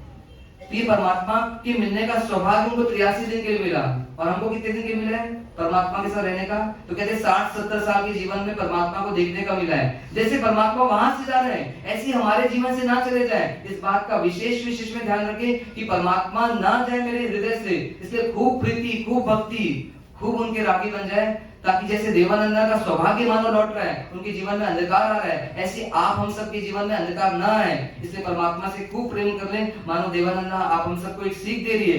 अब यहाँ पर 14 महासपनों जो माता देखती है, त्रिशला माता को ये दर्शन क्यों हुए, आप हम सबको क्यों नहीं हुई, बात सोचने जैसी है। इतने अनंत काल की यात्रा में उनको ही क्यों हो रहा है? नहीं, उनको भी उत्तम ही दिए थे, क्योंकि परमात्मा ही थे ना वहां पे। पर आपको क्यों नहीं मिला, बस इतना बता दो, मेरे को क्यों नहीं मिला आज तक? देखो ना, जो चाहते वो मिलता है। आप यहाँ आराधना कर रहे हो, पर अंदर से आप संसार ही चाहते हो ना, तो आपको संसार ही संसार मिलेगा। पर हो सकता है त्रिशला माता, ये सिद्धार्थ राजा कहीं ना कहीं कोई भाव में संसार की असारता को समझ करके इस संसार से मुक्त होना चाहते हो, ऐसी भावना लेकर के वो आत्मा चल रही हो। इसलिए इन्हीं लोगों को क्या होता है, ऐसे महास्वप्नों के दर्शन होते हैं। अपने को भी दर्शन होते हैं, पर हमारे को सपने कैसे आते हैं? कैसे आते हैं भाई? कि मैं लखपति बन जाऊं, करोड़पति बन जाऊं, मैं ट्रस्टी बन जाऊं, मैं ऐसा बन जाऊं, वैसा बन जाऊं, मतलब ऐसे ही सपने आते हैं। जैसी दृष्टि रहती है वैसे हमारी रचना होती रहती है। उन माता को दर्शन हुए, पर मन से हमको क्यों बता रहे हो? हम देखेंगे, सब देखेंगे। हमको 14 सपने क्यों दिखाए जा रहे हैं? यहाँ पे क्यों दिखाए जा रहे हैं? ऐसी फीलिंग आनी चाहिए कि देखो मेरे प्रभु जो आ रहे हैं वो कितने महान है, तो उनकी माता भी महान है, और उस माता ने जो स्वप्न देखे वो भी कैसे हैं, तो वो भी बहुत महान है। तो ऐसे महान सपनों को हम देख तो नहीं पाए, पर अब माता ने देख ही लिए त्रिशला ने, तो क्या करें, उनके माध्यम से उसको समझने का प्रयास करें कि वास्तव में स्वप्न कैसे थे। बहुत सुंदर संदेश इन स्वप्नों का, कि क्या स्वप्न ये संदेश दे रहे हैं, उसको हम जानते हैं कुछ समय के लिए। कहते आदिनाथ परमात्मा की माता ने पहला स्वप्न ऋषभ का देखा था, और महावीर स्वामी की परमात्मा ने पहला स्वप्न सिंह का देखा था। पर बीच के जो 22 तीर्थंकर होते हैं, उन्होंने पहला स्वप्न किसका देखा था? हाथी का देखा था। इसलिए यहाँ पे कल्पसूत्र में ग्रंथकार ने पहला स्वप्न किसका दिया? हाथी का, क्योंकि मैक्सिमम माताएं पहला स्वप्न हाथी का देखती है। इस वजह से यहाँ पर बताया जा रहा है। अब आप भी क्या देखना, आप दिन रात सपने देखते हो, पर अभी कुछ समय के लिए अच्छे सपने देखना जो माता त्रिशला ने देखे, ताकि आपके जीवन में कभी ऐसा अवसर है कि आप भी क्या देखो, परमात्मा की माता बनने का या पिता बनने का अवसर आपके जीवन में आ सके। तो पहला सपना माता ने क्या देखा, तो कहते हाथी का देखा। ये हाथी कैसा था? अब ध्यान से सुनना सब, बातें नहीं, स्वप्न चल रहे हैं, निद्रा डिस्टर्ब हो जाएगी हमारी, कोई बात नहीं करेगा। पहला स्वप्न कैसा था? हाथी था। वो हाथी कैसा था? तो कहते अत्यंत बलवान था, सफेद था, तेजस्वी था, 4 दांत वाला था, विशाल था, और 1008 लक्षणों से युक्त था। ये स्वप्नों के माध्यम से क्या संदेश देख रही है?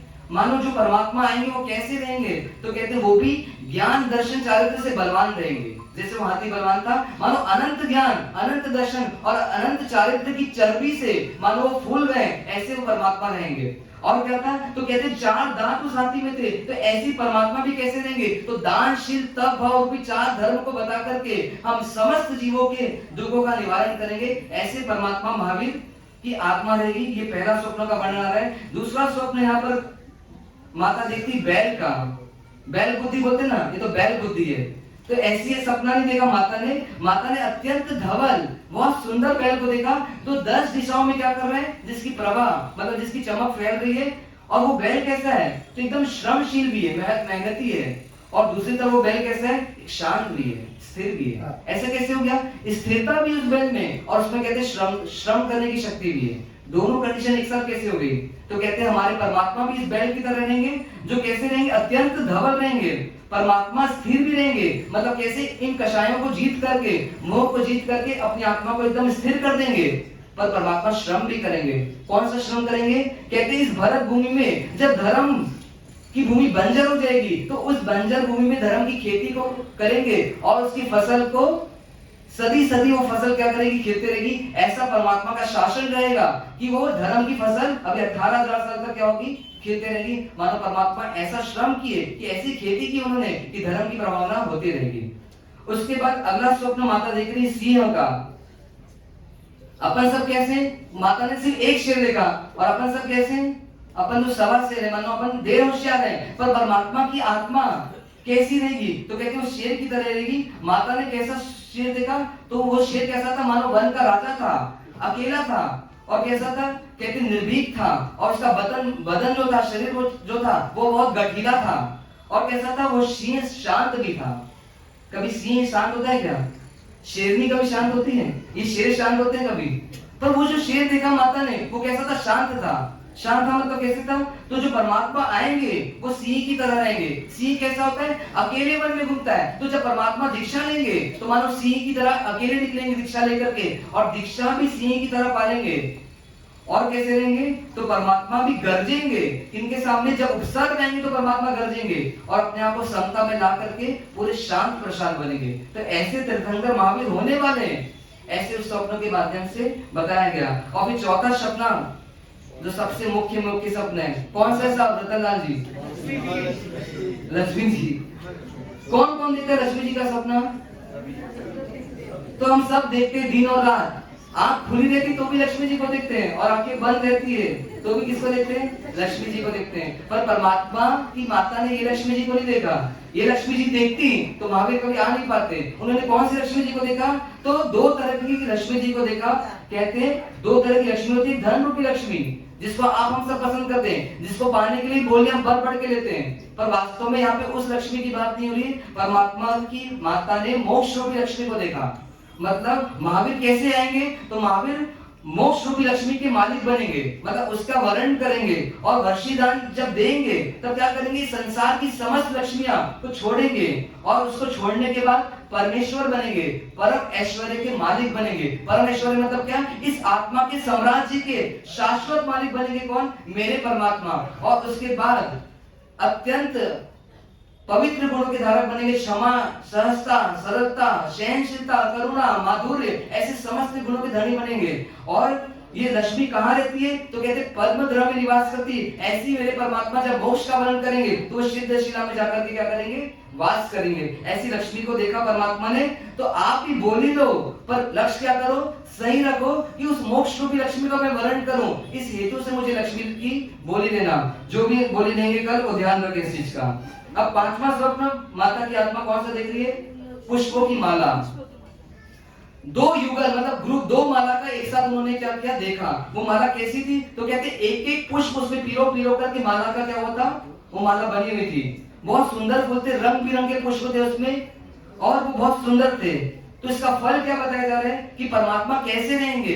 तो परमात्मा 27 भव से क्या करे? साधना करते हुए आ रहे, एक एक गुण को आत्मा में धारण करते हुए, मानो एक एक गुण को पीरो पीरो करके मानो पूरी अपनी आत्मा को सजाएंगे माला से। और दो तरह की माला बनेगी। जब 42.5 साल के बाद जब उनको केवल ज्ञान होगा तब दो लक्ष्मियों को एक समय के बाद प्राप्त होगी। पहली लक्ष्मी कौन सी? भाव। पहली माला क्या बता रही? भाव रूपी मोक्ष मिलेगा। जैसी अरिहंत अवस्था प्रकट होगी मतलब भाव मोक्ष हो जाएगा। और दूसरी लक्ष्मी जब द्रव्य मोक्ष होगा, मतलब जब सिद्ध शिला में जाएंगे परमात्मा, तो वहां पे मानो शिव रमणी, मानो एक रानी उनका स्वागत करेगी और उनको माला पहनाएगी। ऐसा सपना कौन देख रही है? माता देख रही है। दो माला देखी, एक जब अरिहंत बनेंगे तब वो माला पहनेंगे, और जब एक सिद्ध बनेंगे तो मानो उन्होंने शाश्वत सुख को ग्रहण किया। ऐसे लक्ष्मी उनको क्या करे? वर रही है उस समय। ऐसे देखी, ऐसा एक सपना माता ने देखा। छठवां सपना आ रहा है चंद्रमा का। चंद्रमा कैसे होता है? रात में भी आनंदित करता है। चंद्रमा की कलाएं धीरे धीरे खिलती है। एकदम दूर तीज को चंद्रमा की प्रकाश बढ़ते जाता है, उसकी साइज बढ़ती जाती है, और जैसे जैसे प्रकाश बढ़ता है अंदर से उसकी शीतलता भी बढ़ती जाती है। ऐसी परमात्मा कैसे रहेंगे कि परमात्मा का जब गुण स्थान बढ़ेगा, आत्मा की पवित्रता बढ़ती जाएगी, तो मानो क्या हो जाएगा? अंदर में शीतलता बढ़ती जाएगी। जितनी समता अंदर से बढ़ेगी उतनी शीतलता बढ़ेगी, और बाहर से उनका प्रकाश बढ़ते जाएगा। ये दोनों विरोधी चीज है। कहते प्रकाश में तो गर्माहट होती है, जितना ज्यादा प्रकाश होगा उतनी गर्मी बढ़नी चाहिए। पर यहाँ पे चंद्रमा का गुण क्या बताया जा रहा है कि प्रकाश बढ़ने के साथ शीतलता बढ़ रही है। ये दोनों विरोधाभास गुण है, लेकिन ये दोनों गुण परमात्मा के साथ रहेंगे कि परमात्मा का इधर ज्ञान बढ़ेगा, ज्ञान का प्रकाश बढ़ेगा, और इधर क्या होगा? इधर परमात्मा की समता में बढ़ते जाएगी, मानो शीतलता बढ़ते जाएगी। ऐसे चंद्रमा के समान कौन रहेंगे? मेरे परमात्मा रहेंगे। फिर अगला सपना क्या देखा? सूर्य का देखा। वो सूर्य कैसा था?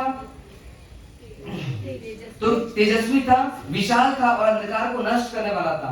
जो ऐसी मेरे परमात्मा कैसे रहेंगे कि अज्ञान और मोह रूपी अंधकार को नष्ट करेंगे। आप हम सब दिन में जीते हैं, पर दिन में भी हम कैसे रहते हैं? अंधेरे में रहते हैं, क्योंकि हमारे साथ अज्ञान लगा हुआ है। पर परमात्मा वन में रहेंगे, आंखें 12:30 साल जब वन में रहेंगे तो परमात्मा की आंखें झुकी रहेगी, पर मानो झुकी तो है आंखें, बाहर से दृश्य नहीं देख रहे हैं, बाहर से जागृत नहीं है परमात्मा, पर कहते हैं अंदर से पूरे जागृत रहेंगे, मानो वो स्वयं से स्वयं की बातें कर रहे हैं। ऐसा वो जागृत अवस्था में पहले स्वयं का अंधकार दूर करेंगे और फिर इस जगत के जीवों का क्या करेंगे, अज्ञान दूर करने के लिए देशना देंगे। ऐसे सूर्य के समान हमारे परमात्मा रहेंगे।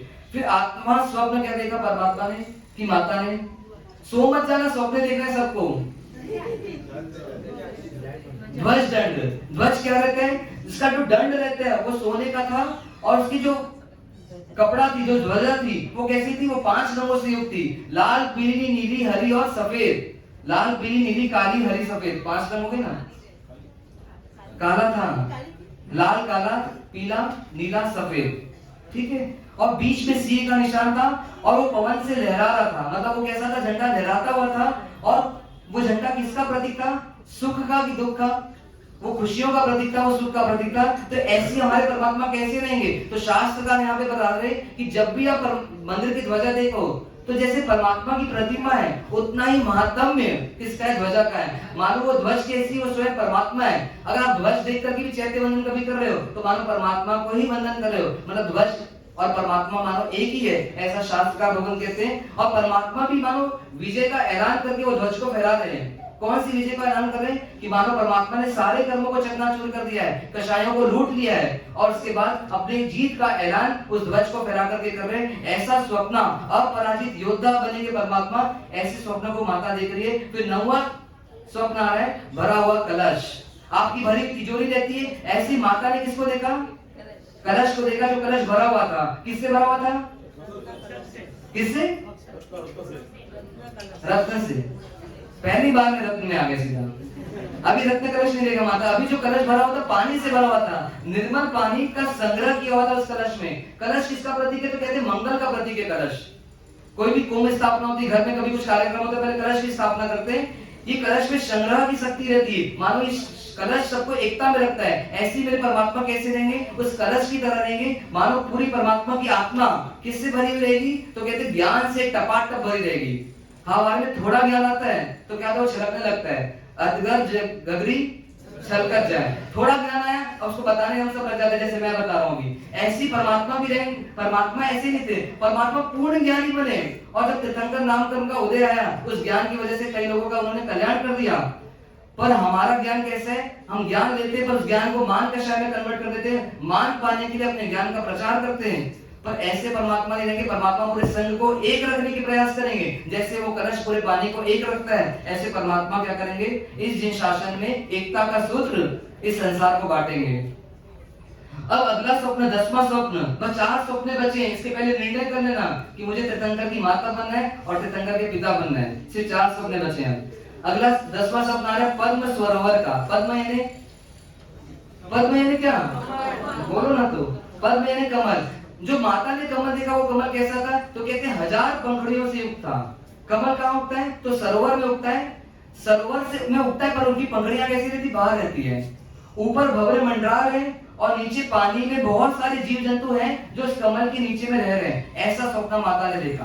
और सूर्य की किरणें पड़ रही है और वो कमल चमक रहा है। ऐसा स्वप्न माता ने देखा। पर इसका भगवान से क्या ताल्लुक है, तो यहाँ पे शास्त्रकार भगवान बता रहे हैं कि परमात्मा भी कैसे रहेंगे, जल रूपी राग से निवृत्त रहेंगे और कीचड़ रूपी द्वेष से निवृत्त रह करके उस पंखुड़ी की तरह खिलेंगे। मानो जब वीत रागता रहेगी तो रहेंगी संसार में, पर संसार की नीड़ से अलग रह करके अपनी एक अलग दुनिया बनाएंगे और उनको राग द्वेष खींच नहीं पाएगा। और पंखुड़ी में जैसे नीचे जीव निवास कर रहे हैं और ऊपर भंवरे मंडरा रहे हैं, ऐसी परमात्मा जब खिल करके प्रकट होंगे केवल ज्ञान के बाद, तो उस समय क्या होगा, तो उस समय 2 तरह के जीवन से जुड़ेंगे। कौन कौन जुड़ेगा उनसे, एक जुड़ेंगे श्रावक श्राविका जो उस भंवरे की तरह जो ऊपर उनसे जुड़ेंगे, और एक है जो साधु साध्वी भवन जो उनकी निष्ठा में रह करके, उनकी आज्ञा में रह करके, मानो उन कीड़ों की तरह जो कमल के नीचे रह रहे हैं और उनकी आज्ञा में रह करके अपनी मस्ती में जीने का प्रयास करेंगे। ऐसे 2 तरह के जीव परमात्मा से जुड़ेंगे आगे जाकर के।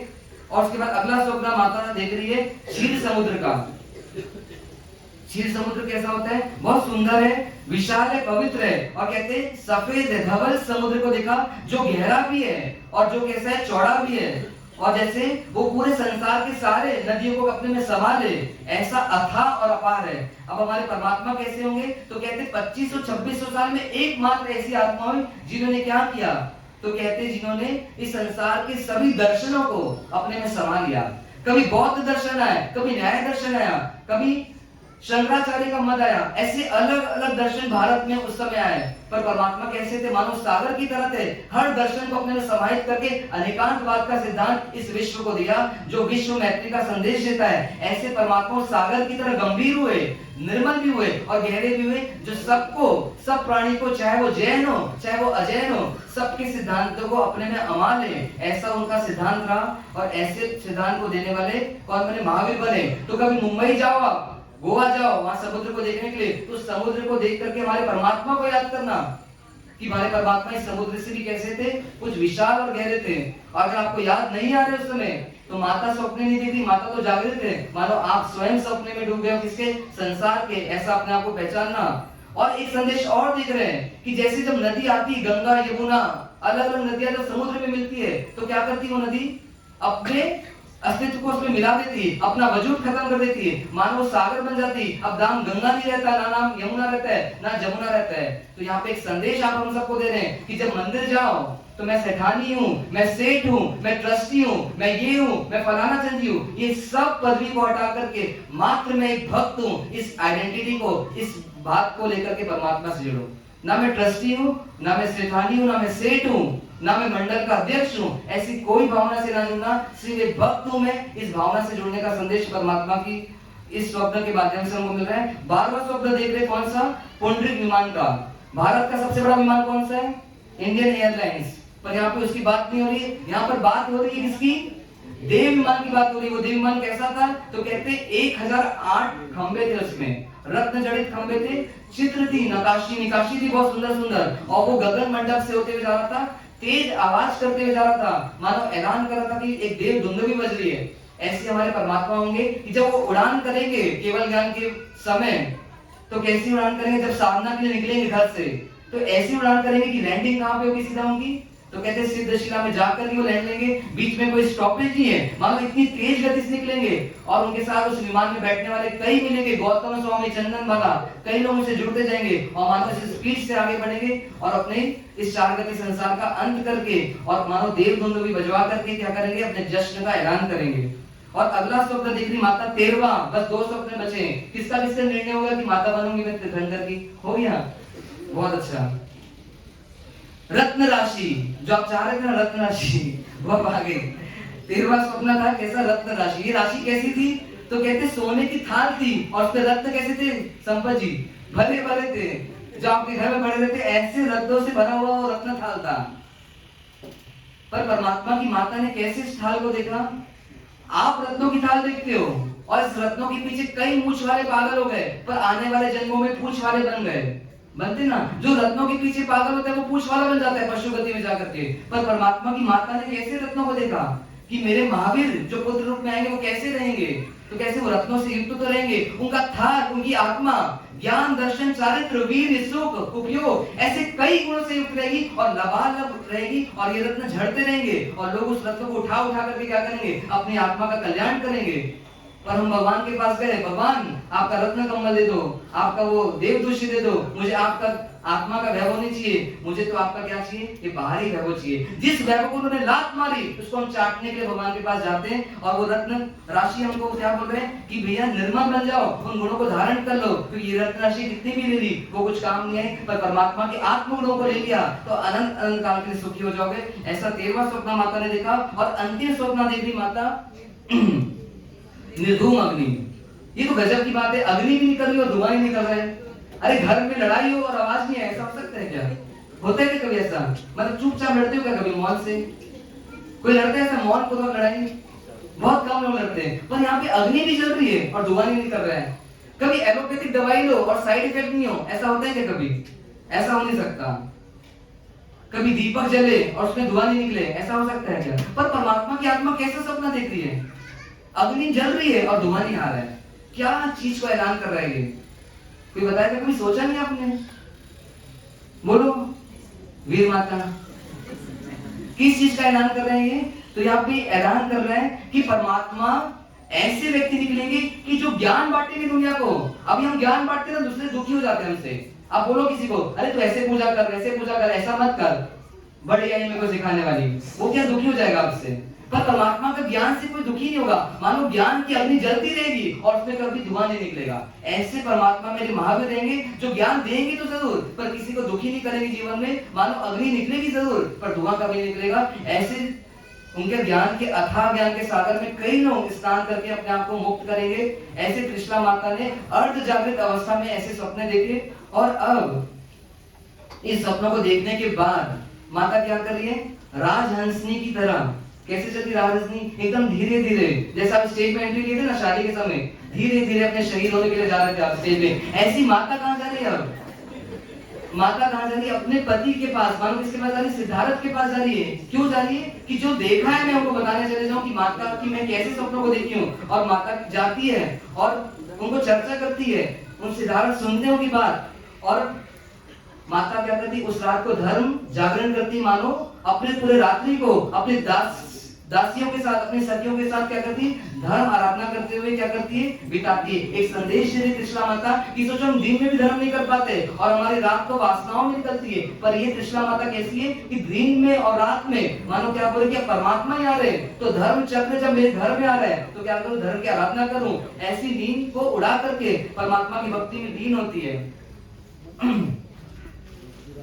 अब सिद्धार्थ अपना कर्तव्य निभाते हैं कि ये स्वप्न क्या है, क्यों है, इसका निर्णय करने के लिए क्या करके दूसरे दिन स्वप्न पाठकों को बुलाते हैं और अपने कौटुंबियों को बोलते हैं कि तुम राजसभा तैयार करो, उसको चंदरवे से सजाओ, डेकोरेशन करो, नए नए पर्दे लगाओ और वहां पे क्या करो, दीपक जलाओ, दिए जलाओ, रंगोली लगाओ, ऐसे सब सजावट करके राज दरबार लगाओ और स्वप्न पाठकों को बुलाओ ताकि इन स्वप्नों का क्या फल है ये जान सकूं। और उनकी आज्ञा को स्वीकार करके स्वप्न पाठक आते हैं अपना अपना पोथा लेकर के, और वो क्या करते हैं, राजाओं को बताते हैं कि ऐसे ऐसे स्वप्न कृष्णा महारानी ने देखे, इनका क्या फल है। तो वो अपने स्वप्न पाठक देख करके बताते हैं कि हमारे स्वप्न शास्त्र में 72 मतलब 72 प्रकार के स्वप्न हैं और उसमें 42 स्वप्नों का सामान्य फल आता है और 30 स्वप्नों का महाफल आता है। अगर 14 स्वप्न कोई माता देखती है जो जिसका फल महाफल है, ऐसे 14 स्वप्नों को देखती है, अगर धुंधुले देखती है तो वो पुत्र चक्रवर्ती बनता है और क्लियर स्पष्ट देखती है तो तीर्थंकर बनता है। पर आपकी माता ने स्वप्न देखे और अगर 7 स्वप्न देखती है, उन 14 में 29 में से 7 स्वप्नों को देखती है तो वासुदेव बनता है, और 4 स्वप्नों को देखती है तो बलदेव बनता है, और 1 स्वप्न को देखती है तो राजा बनता है। ऐसे करके स्वप्न पाठक अपना स्वप्न का उत्तर देते हैं। तो राजा हो ना हो कि आपके घर में कृष्णा महारानी ने 14 स्वप्न देखे, तो हो ना हो कि वो जो पुत्र आने वाला है आपके घर में वो इस विश्व का विजेता बनेगा, मानो 6 गण का अधिपति, ऐसा चक्रवर्ती बनेगा। और चक्रवर्ती नहीं बना तो अगला कौन बनेगा, तो कहते तीर्थंकर बनेगा जो अपने राग द्वेष अंतर के शत्रुओं को जीत करके मानो इस संसार में वीतराग अवस्था को प्रकट करेगा। ऐसे वो स्वप्न पाठक अपना वर्णन सुनाते हैं।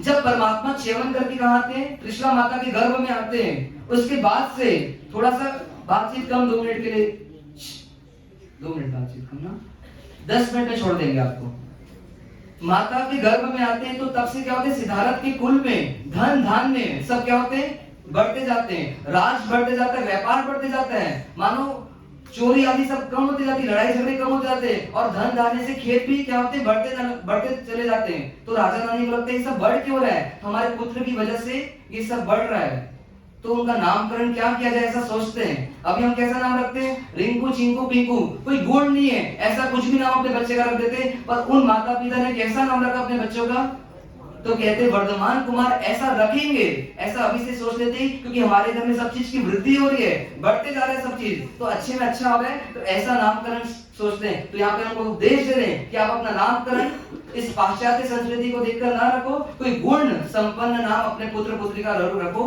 ऐसा कर रहे हैं। अब यहाँ पर इंद्र अपना फिर से कर्तव्य निभाने के लिए आ रहे हैं कि कहते जब परमात्मा का आने से क्या होता है, राजकोष में सब वृद्धि होती है, सोना चांदी सब बढ़ते जाता है। कि बढ़ता क्यों है, तो इंद्र किसी देव को क्या बोलते हैं, आदेश देते हैं। वो देव का नाम क्या है, तिर्यक जंबक देव, कुबेर बोल देते हैं अपन, तिर्यक जंबक देव है। वो देव क्या करते हैं, इस पूरे भरत खंड से जहां जहां भी अज्ञात धन गड़ा हुआ रहता है, शमशान से, खंडर से, कोई क्षेत्र से, कोई जमीन से जहाँ सोना चांदी हीरे माणी गड़े रहते हैं, जिसका कोई मालिक नहीं है, उसको ला लाकर के सिद्धार्थ के राजकोष में जमा करते जाते हैं और उसकी वृद्धि करते जाते हैं, तो ताकि जब परमात्मा दीक्षा देने के लिए निकले तो ये सब वर्षीदान में क्या हो, काम आए, मतलब वर्षीदान के लिए यूज हो।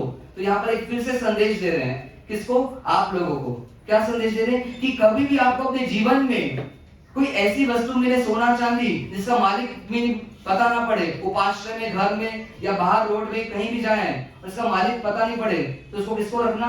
आपको रखना नहीं। तो यहाँ पे जैसे तिर्यक जमदग्नि देव अज्ञात चीजों को सब परमात्मा की कोष में डाल रहे हैं, तो हमको कोई भी चीज ऐसी मिलती है, सोना चांदी किसी का भी मिलता है जिसके मालिक नहीं पता पड़ पा रहे, वो सब देव द्रव्य में जाएगा। ऐसा ही नियम शास्त्रकार बता रहे हैं कि इसको आप रख नहीं सकते, आपको उसको देव द्रव्य में जमा करना है। और अभी 3 साल पहले मुंबई के व्यक्ति ने जब ये पर्यूषण की चीज सुना तो उनको इतनी जबरदस्त भावना है कि कभी कदाच कोई तीर्थंकर जब भरत क्षेत्र में आए तो मेरा धन भी उनके वर्षीदान में यूज हो। तो 800 ग्राम मतलब 8 तोला सोना उन्होंने क्या किया, जमीन में गाड़ के रखा है कि जब कोई तिर्यक जमदग्नि देव तीर्थंकर के शासन में धन ढूंढेंगे तो मेरा भी ये सोना क्या हो, उनके वर्षीदान में यूज हो, मेरे परमात्मा उसको छू करके किसी को इस सोने का दान करे। ऐसा मुंबई के श्रावक ने 3 साल पहले ऐसा एक काम किया, बहुत जबरदस्त अनुमोदना। पर तिर्यक जमदग्नि देव तो निमित्त मात्र है, वो कर नहीं रहे हैं। कर कौन रहा है?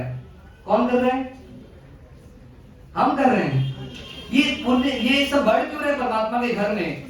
सोना चांदी सब बढ़ क्यों रहा है? तो कहते हैं तीर्थंकर के आने के पहले ही, अभी तो जन्म लिया नहीं है, पर उनकी फिल्म पुण्य की क्या हो गई, चालू हो गई है। सूर्य आता बाद में, पर सूर्य की किरणें पहले उजाला देती है। ऐसी मानो पुण्य की बरसात हो रही है सिद्धार्थ राजा के घर में, और पुण्य का मानो ढेर लग गया है, और सब चीज क्या हो रही, बढ़ते जा रही है। और ये झांकी कब तक चलेगी? तो जब तक परमात्मा घर में रहेंगे तब तक ये पुण्य बढ़ना बढ़ना और सिर्फ बढ़ना है। और ऐसे सूर्य की तरह क्या हो रही, उनकी ख्याति, उनकी कीर्ति, उनका यश, उनका गौरव सब बढ़ते जा रहा है। अब एक घटना और घटती है। करूं ना? कितनी देर करूं? 10 मिनट करूं? 10 मिनट करूं? बाद में होने के बाद कर लेता हूं 10 मिनट। माता को दुखी कैसे करूं? अब माता के गर्भ में कौन आगे? भगवान महावीर आगे। अब सोचो ये भगवान बनने वाली आत्मा कैसी होती है? तो परम मां बनने वाली। अब ये आगे जाकर के हम सबकी मां बनेगी, पर इनको कैसी फीलिंग आ रही है? सोचो गर्भ में रहे हुए भी तो पूरा डेवलप भी नहीं हुआ है भगवान, इंद्रियां भी डेवलप नहीं हुई अच्छे से। उन मां को, उन भगवान को फीलिंग आ रही कि मेरे हिलने से क्या होगा, माता को शायद कष्ट हो सकता है। अरे अभी हम सब कैसे, हमारे जन्म लेने के बाद हमको माता पिता के दुखों का ध्यान नहीं रहता, पर उन भगवान बनने वाली आत्मा को गर्भ में ये भाव आने कि मेरे भगवान, मेरी माता जो मेरी परम उपकारी है, जो मुझे तीर्थंकर बनने का सौभाग्य देने वाली है, ऐसी माता को मैं कष्ट कैसे दूं? परमात्मा की आत्मा छोटे से कटघरे में है, मानो एक छोटे से उसमें एरिया में हिल तो सकती नहीं, पर हिलने का भाव भी ना करूं, ऐसी भावना किसको आ रही है? परमात्मा को आ रही है। सोचो जगत की मां बनने वाले को ये माता के प्रति भाव आ रहे हैं, और इस वजह से उन्होंने क्या किया, अवधि ज्ञान का उपयोग स्थिर किया, और क्या किया कि मेरी माता को थोड़ा भी कष्ट ना हो, इसलिए क्या किया, हिलना बंद कर दिया। 2 कारण से हिलना बंद किया। एक तो हम जानते हैं कि माता को कष्ट होगा इसलिए हिलो मत, और दूसरा कारण जबरदस्त है, जो परमात्मा आगे जाकर के साधना करेंगे, किसकी? कायोत्सर्ग की।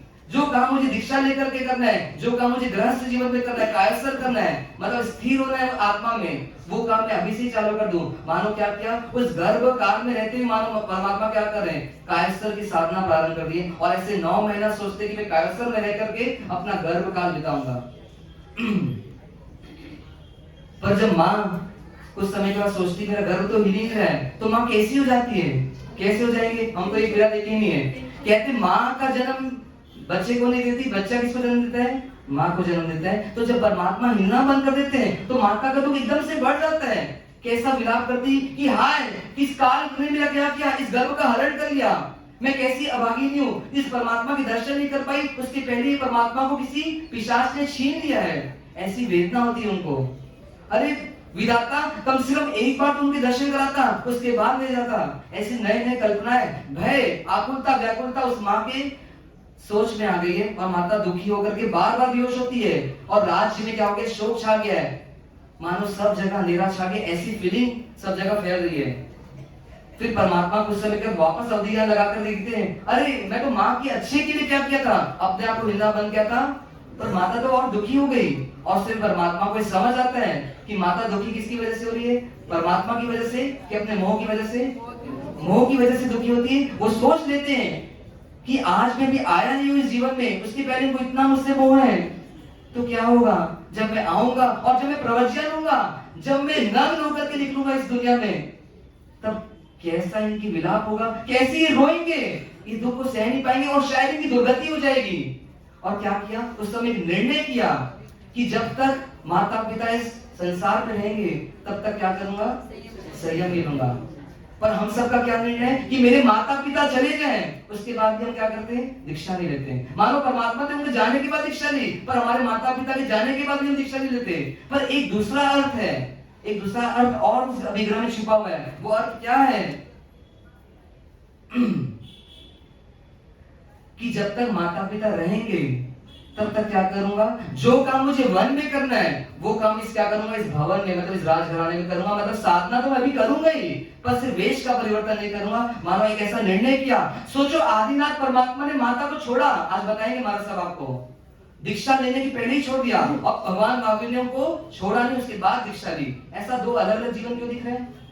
एक ने पहली माता को छोड़ दिया और एक ने उनके जाने के बाद दीक्षा ली, क्योंकि भगवान आदिनाथ जानते थे कि मेरे जाने से इस माता का कल्याण होगा, और महावीर जानते थे कि मेरे रहने से इस माता का कल्याण होगा। आदिनाथ के जाने से उस माता मर देवी का मोक्ष हुआ, केवल ज्ञान की प्राप्ति। और अगर महावीर चले जाते तो ये आर्थ ध्यान रौद्र ध्यान में क्या होती है कि दुर्गति होती, और ये चूंकि रहे 30 साल तक घर में, तो ये दोनों कहां जाते, देव गति में जाते, और आने वाले जन्म में ये मुक्त होंगे, ऐसी घोषणा होती है। और घोषणा मतलब ऐसा उनको पता चलता है कि मेरे रहने से इनका आत्म कल्याण होगा। तो इन परमोपकारी माता के लिए कुछ समय क्या करूं, इस घर में रह करके क्या करूं, अपना जीवन जीऊं। अब माता क्या कर रही है, गर्भकाल जब वापस गर्भ मिलने लगता है, मानो क्या हो गई, वापस एकदम से खुशी आ गई कि अरे मेरा गर्भ मरा नहीं है, अरे मैं तो ये गर्भ मिल रहा है, मानो भगवान अभी है मेरे पास, ये कहीं गए नहीं है। ऐसी खुशियां उनके में उमड़ पड़ती है, मानो क्या हुआ, परमात्मा कहीं दूर नहीं है, वापस मेरे पास ही है। सोचो कितना आनंद है। जगत जननी का अवसर, जगत के जो विधाता बनने वाले, जगत के जो नाथ बनने वाले, ऐसी त्रिलोकी नाथ की माता को गर्भ में भगवान है, उसे इतनी खुशी हो रही है। ऐसा सौभाग्य त्रिशला रानी को मिला। आप हम सबको बस अंतिम 2 मिनट, आप हम सबको सौभाग्य क्यों नहीं मिला भगवान की माता बनने का? त्रिशला रानी के गर्भ में भगवान आने वाले, कल जन्म होने वाला है उनका, सिद्धार्थ के कुल में भगवान आ रहे हैं। पर हम सब भी तो हैं जीव, पर हमने कितने बार कितनों को जन्म दिया, कितने बार कितनों को कोख में लाया, कितने बार हम सब मां बने, कितने बार इस योनि में कितने ही पुत्रों का जन्म किया, चाहे वो तिर्यंश गति में हो चाहे मनुष्य गति में हो। पर फिर भी आप हम सबको कभी ये सौभाग्य नहीं मिला कि तीर्थंकर को हम जन्म दे, ऐसा सौभाग्य नहीं मिला। कहते जो भी आत्मा तीर्थंकर किसी आत्मा के गर्भ में आती, मतलब मां बनने का या पिता बनने का या भाई बनने का या चाचा चाची बनने का भी सौभाग्य मिलता है, तो वो कुल ऐसा रहता है कि वो 2-3 भाव में मोक्ष जाता ही है। हमारा मुक्त हम नहीं हो पाए, इसका मतलब आज तक हम तीर्थंकर के कुल में नहीं आ पाए। कौन आता है, वो त्रिशला रानी के घर में आ रहे भगवान, हमारे घर में क्यों नहीं आए? तो एक भजन के माध्यम से ऐसा सोचना कि भगवान हमारे घर क्यों नहीं आ रहे, त्रिशला के घर क्यों आ रहे हैं। बहुत सुंदर भजन है, इसको अपन 2 मिनट गाएंगे, उसके बाद आज सभा को प्रवचन को समाप्त करेंगे। त्रिशला के घर में क्यों आ रहे हैं और हमारे घर में क्यों नहीं आ रहे हैं, इसको सोचना। हमने आंगन नहीं बुहारा, हमने, सब साथ में गाना मेरे पास, एक लाइन। हमने आंगन नहीं बुहारा, हमने आंगन नहीं बुहारा, कैसे आएंगे महावीर, कैसे आएंगे महावीर। हमने आंगन नहीं बुहारा, हमने आंगन नहीं बुहारा, कैसे आएंगे महावीर, कैसे आएंगे महावीर। मन का मैल नहीं धोया तो, मन का मैल नहीं धोया तो, कैसे आएंगे महावीर, कैसे आएंगे महावीर। हमने आंगन नहीं बुहारा, हमने आंगन नहीं बुहारा, कैसे आएंगे महावीर, कैसे आएंगे महावीर। हर कोने कलमश कषाय की लगी हुई है ढेरी, हर कोने कलमश कषाय की लगी हुई है ढेरी।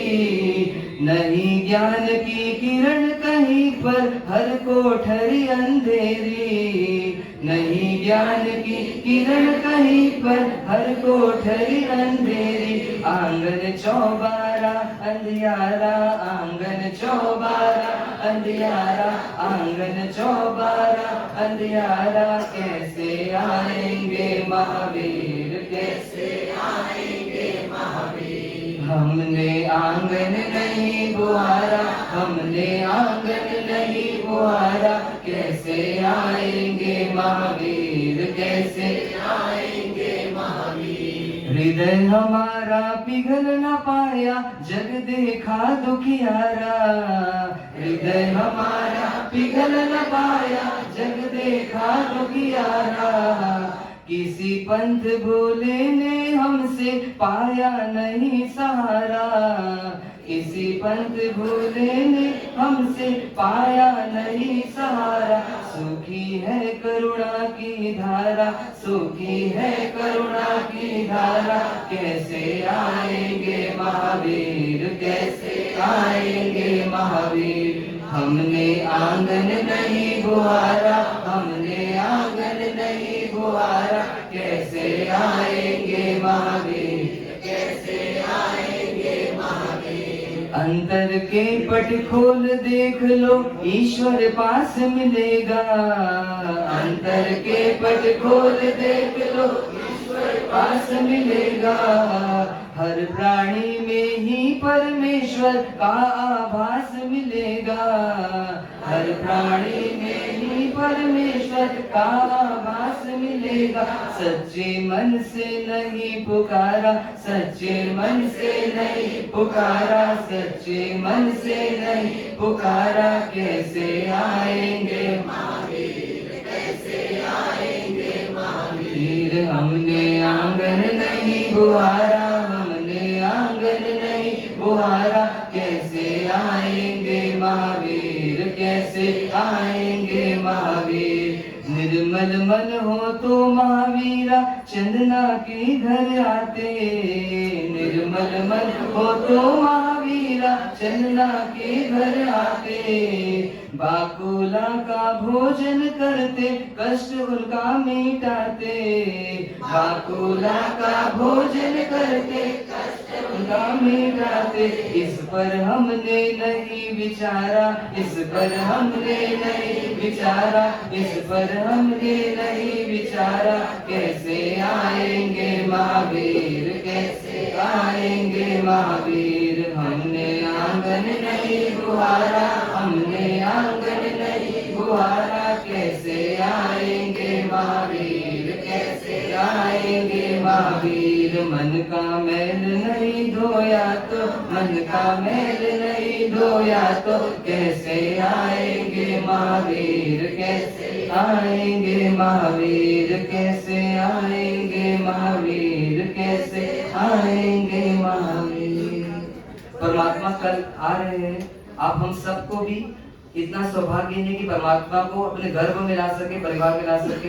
पर आज इतना निर्णय जरूर करना कि इस जीवन में जाने के पहले महावीर की स्थापना आप हम सबके हृदय में जरूर हो। इन्हीं शुभकामनाओं के साथ जिन आज्ञावलित कुछ भी कहा हो वह सब मन वचन काया से तस्वीर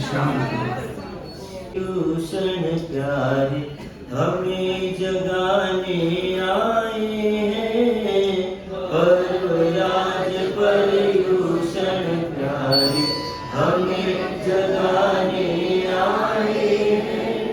आत्म शांति का मधुर संदेश, आत्म शांति का मधुर संदेश हमें सुनाने आए हैं। पर्वराज पर्यूषण प्यारे हमें जगाने आए हैं। आज फैला अज्ञान जीवन में, जिसमें घोर अंधेरा है, जिसमें घोर अंधेरा है। क्रोध मान छल राग द्वेष ने, क्रोध मान छल राग द्वेष ने यहाँ लगाया डेरा है, यहाँ लगाया डेरा है। कर्म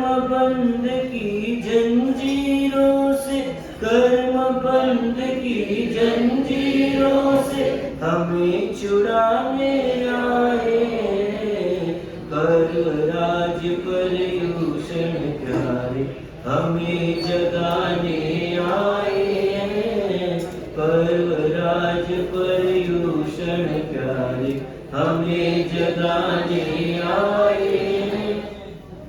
मिले कान जिनसे दुखियों की, सुन ले करुण पुकारे हम, सुन ले करुण पुकारे हम। मिले नैन जिसके पानी से दिल की आग बुझा दे हम, दिल की आग बुझा दे हम। परहित में सर्वस्व समर्पण, परहित में सर्वस्व समर्पण यही बताने आए हैं, यही बताने आए हैं। पर्वराज पर्यूषण प्यारे हमें जगाने आए हैं, पर्वराज पर्यूषण प्यारे हमें जगाने आए हैं। आत्म शांति का मधुर संदेशा, आत्म शांति का मधुर संदेशा हमें सुनाने आए हैं, पर्वराज पर्यूषण प्यारे हमें जगाने आए हैं। जीवन का साफल्य यही है, धर्म ध्यान उपकार करे, धर्म ध्यान उपकार करे। पर्यूषण का सार यही है, निज आत्म उद्धार करे, निज आत्म उद्धार करे। यश सौरभ फैले चिर दिश में, यश सौरभ फैले चिर दिश में यही जताने आए हैं, यही जताने आए हैं। पर्वराज पर्यूषण प्यारे हमें जगाने आए हैं, पर्वराज पर्यूषण प्यारे हमें जगाने आए। आत्म शांति का मधुर संदेशा, आत्म शांति का मधुर संदेशा हमें सुनाने आए हैं, पर्वराज पर्यूषण प्यारे हमें जगाने आए हैं, पर्वराज पर्यूषण प्यारे हमें जगाने आए हैं।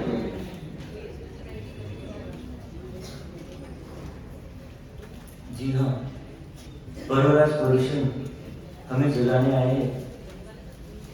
हम नींद से तो उड़ गए, पर मोह निद्रा से अभी तक नहीं उठे। उस मोह निद्रा को, उस मोह की तंद्रा को तोड़ने के लिए कुछ समय प्रयोग करें। जिस आसन में लंबे समय तक स्थिरतापूर्वक विराज सके, ऐसे ध्यानासन का चयन करें। कमर पीठ गर्दन एक सीध में हो, किसी प्रकार की अकड़न और जकड़न न हो, एकदम रिलैक्स सीधे बैठे। दोनों हाथों को ज्ञान मुद्रा में घुटनों पर स्थापित करें। आंखें कोमलता से बंद, श्वासों की गति मंद, धीरे धीरे श्वास लें और धीरे धीरे श्वास छोड़ें। भीतर जाने वाली श्वास के साथ स्वस्थता, निश्चिंतता और आनंद के परमाणु भीतर प्रवेश कर रहे हैं, ऐसी कल्पना करें। और बाहर जाने वाली श्वास के साथ चिंता, तनाव, दुख, बेचैनी सब बाहर जा रही है, ऐसा फील करने का प्रयास करें। एकदम रिलैक्स हो जाए, बाहर की सारी आपाधापी को विराम दे। बाहर भी शांति है और भीतर शांति का सागर, आनंद का सागर लहरा रहा है, उसका आनंद लेने का प्रयास करें। मौन, एकदम शांत।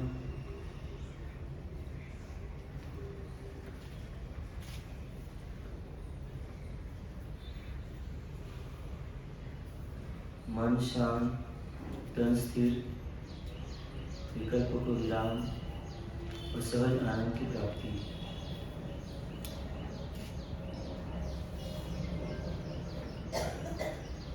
हम जिनवाणी श्रवण करने आए हैं और जिनवाणी का वास स्थिर हृदय में एकाग्र चित्त में ही हो सकता है। इससे मन को स्थिर करने का प्रयास करें। भूत, भविष्य, वर्तमान, इन तीनों में मात्र वर्तमान का चिंतन करें। भूत भविष्य की चिंताएं न करें, क्योंकि भूतकाल सपना है, भविष्यकाल कल्पना है, वर्तमान काल अपना है। अपने वर्तमान में स्थिर रहने का प्रयास करें। वर्तमान में मैं प्रवचन हॉल में हूँ, बाहर की हलचल से मुझे कोई लेना देना नहीं। मैं एकदम शांत शांत शांत महसूस कर रहा हूँ। एकदम रिलैक्स रिलैक्स रिलैक्स।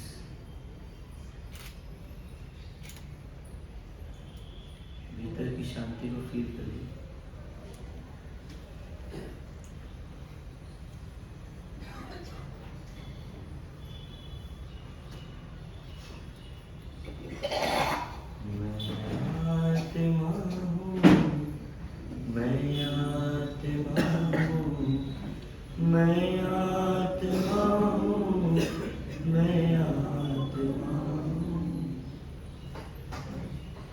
अपने आत्म स्वरूप का चिंतन करें। भीतर की शांति की अनुभूति करें। भीतर के आनंद की अनुभूति।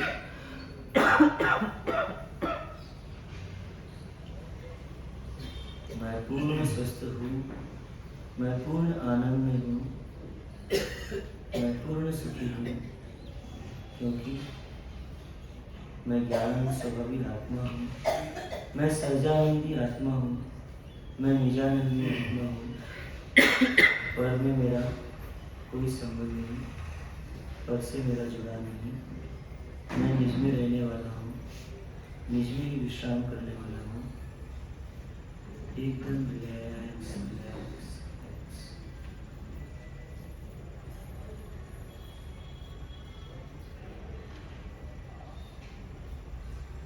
ओम शांति शांति शांति। धीरे धीरे आंखों को खोलें और जीवन का श्रवण करें, रसपान करें। ओम शांति शांति शांति।